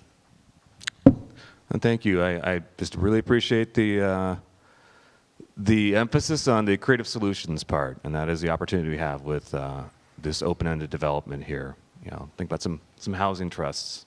You know, okay, so speaking on pivoting to another issue of land use then, right? So, sorry, looking at you, Jen, as you got yelled at by somebody off of his balcony when you were, you know, mountain bike. It's actually,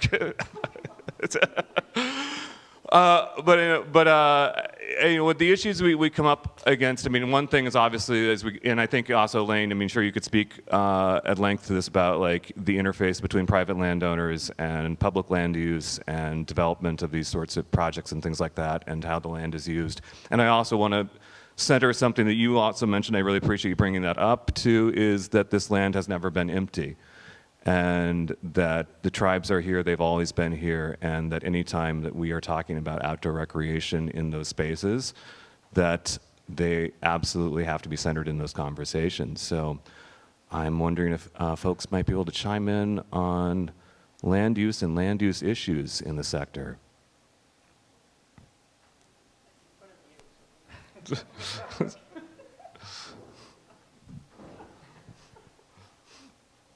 So we, about 48% of the land here in Lake County is publicly owned. And we have the National Forest Service and BLM. I think we have decent relationships. It's more they're under-resourced and overstretched. So it's how do you work in partnership that it's managed correctly. And then also, yes, partnerships with tribal nations, especially with Clear Lake. That's really important, and the county has several different MOUs, and we're in the process of implementing other processes of interaction with county actions. And I think just kind of the overriding principle is communication, especially on the front end. And so when I interact with the private sector, especially people looking to make investments, it's for their benefit too, to communicate with the tribal nations at the front end and help them shape the project.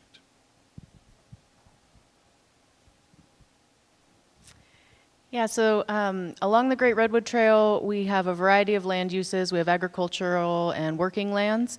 And so when we bring in recreation to those spaces that have, was obviously with the railroad more of an industrial use, but that often those working lands really saw as a direct benefit to them. They actually really liked having the train come through. It picked up their sheep and their products and took them to market. And so, being able to understand how we build and manage this public asset in a way that doesn't interfere with that and isn't in conflict with that, but in fact is an asset. So the agritourism is a great example, and again, it's not to turn them into pure tourist attractions, but it's how can they diversify and have that supplemental income should they want that. And there are those that aren't going to want that, and so then, how can we design the trail and have appropriate management and appropriate amenities so that people aren't trespassing onto private land. There's a campground appropriately spaced, and there's access to water appropriately spaced such that when you're hiking, you would never think to just wander up a mountain to someone's ranch house because you have a campground and you have appropriate amenities. So I think the management piece is important as well as the trail design and also working with those local landowners to see what those opportunities for diversification might be. What products do they have coming out? What do their operations look like? Are they running cattle right now across the abandoned railroad tracks where we would need to facilitate a livestock crossing? And is that seasonal? Is it every day? All of these sort of details that we work on through partnership as we get to that segment level specific design and start working with the community that lives right there, hyper-local, and the engineers, and get everybody thinking together about how to design something that really is a public asset and that benefits private landowners along the line as well. Okay, so I was thinking about two things. So one, when it comes to public land, beside the value of being able to recreate on it, I think it's also an economical value in the way that it gets businesses to want to establish themselves near places that have public land, right? And obviously businesses are looking for places where they can find the employees they need, but we also know that a lot of people value their well-being and value being able to do outdoor recreation. And so what we've seen is in towns that are supporting public land, right, or that are creating amenities to be able to go and do outdoor recreation on public land, businesses have been more likely to go into to basically to put their business there, right? So that's one thing to think about. I think the other piece, if we think about tribal nation, is that you just have to keep working with them, right? It's something that has to be at the forefront over and over again. And I love the fact that I live in Humboldt County, and not that Humboldt County is perfect or Cal Poly Humboldt is perfect, but I think one of the things that we do well is continuously, I think, trying to reach out to tribal nations and to try to work with them. I know it hasn't always been great, or still now there's still issues with that, but doing that. And so that's something we're doing in Oric right now, is really trying to making sure that it's not just the most vocal residents that come to community meetings, but okay, maybe we didn't have anyone from the tribal nation at the first community meeting, but we'll reach out again and make sure that they come to the subcommittee, and keeping them informed, right, and asking them their opinion. And so I think you can't take no show for an answer. You have to keep trying. Yeah. Great. I'm seeing the hook descending from outstage here. So, and I want to make sure we honor everyone's lunchtime. My lunchtime is very, very personal to me. So, if we could just really quick leave everyone in the audience here, particularly for folks who may not have as much of a direct background in outdoor recreation, one thought that you would like to leave the audience with for the sector and its future. Sorry. Okay. I wanted Calder to show this map earlier, but it was too complicated to get it up the computer and all that, and the booting would have taken like 10 minutes. So, so if you go in and if you could just Google it, like the outdoor recreation economy per state, you'll like find this blue map, and on this blue map, you'll see that in the western states, generally states like Oregon, Washington, Nevada, Utah have their outdoor recreation economy is like, give or take, I'll put something like 3.5% or something like that. And then you have California, that is, we just saw with this amazing Visit California marketing is the mecca of outdoor recreation, has the most national parks of a lot of Western states, and yet we're like a mere little 2% of our economy is around outdoor recreation. So I think we have a lot of space for growth, which is really exciting, and I hope we jump on that bandwagon. I guess my parting thought is, if you're interested in this, please get engaged. We're all small rural counties, people overstretched. You mentioned Don at the intro, how many boards he's on, but that makes a real big difference. And just getting projects moving just takes a few engaged individuals, and then the land is here. It's getting the resources and putting the plans together and getting community buy-in. So building those coalitions and just being an active member of the community is really important. I think with the Great Redwood Trail specifically, we're at a good point where we have the right-of-way secured, we have the land, we have a public agency that is stewarding and managing that land. We have a master plan that will soon be final that really gives us the next steps for building the partnerships and all of the aspects that the community and tribal nations value and want to see incorporated into the project. So with a huge investment in this public infrastructure project, we have the opportunity to form all of those partnerships to really leverage the public investment so that it works for all of our communities. So that's sort of the launching off point that we're at right now as we work to finish our master plan, and as we received Prop 4 funding, and we've got stable operational funding. We've got the land secured. We've got some funding, we've got a master plan, and so now it's really taking that and implementing all the recommendations that we learned from the community over the last couple of years and forming those partnerships that are going to make it happen.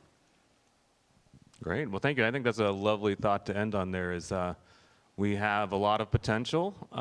We have some exciting new things coming our way, and also get involved, right? Collaborate. Get together. Make it happen. All right. Okay. I was like, okay, there. Next to Nicole, I was like, there it is. There, off the side there. I want to thank all of you for participating in this panel. I want to thank all of you for being here in the audience. Thanks so much, Calder and panel. It's a great talk. Thank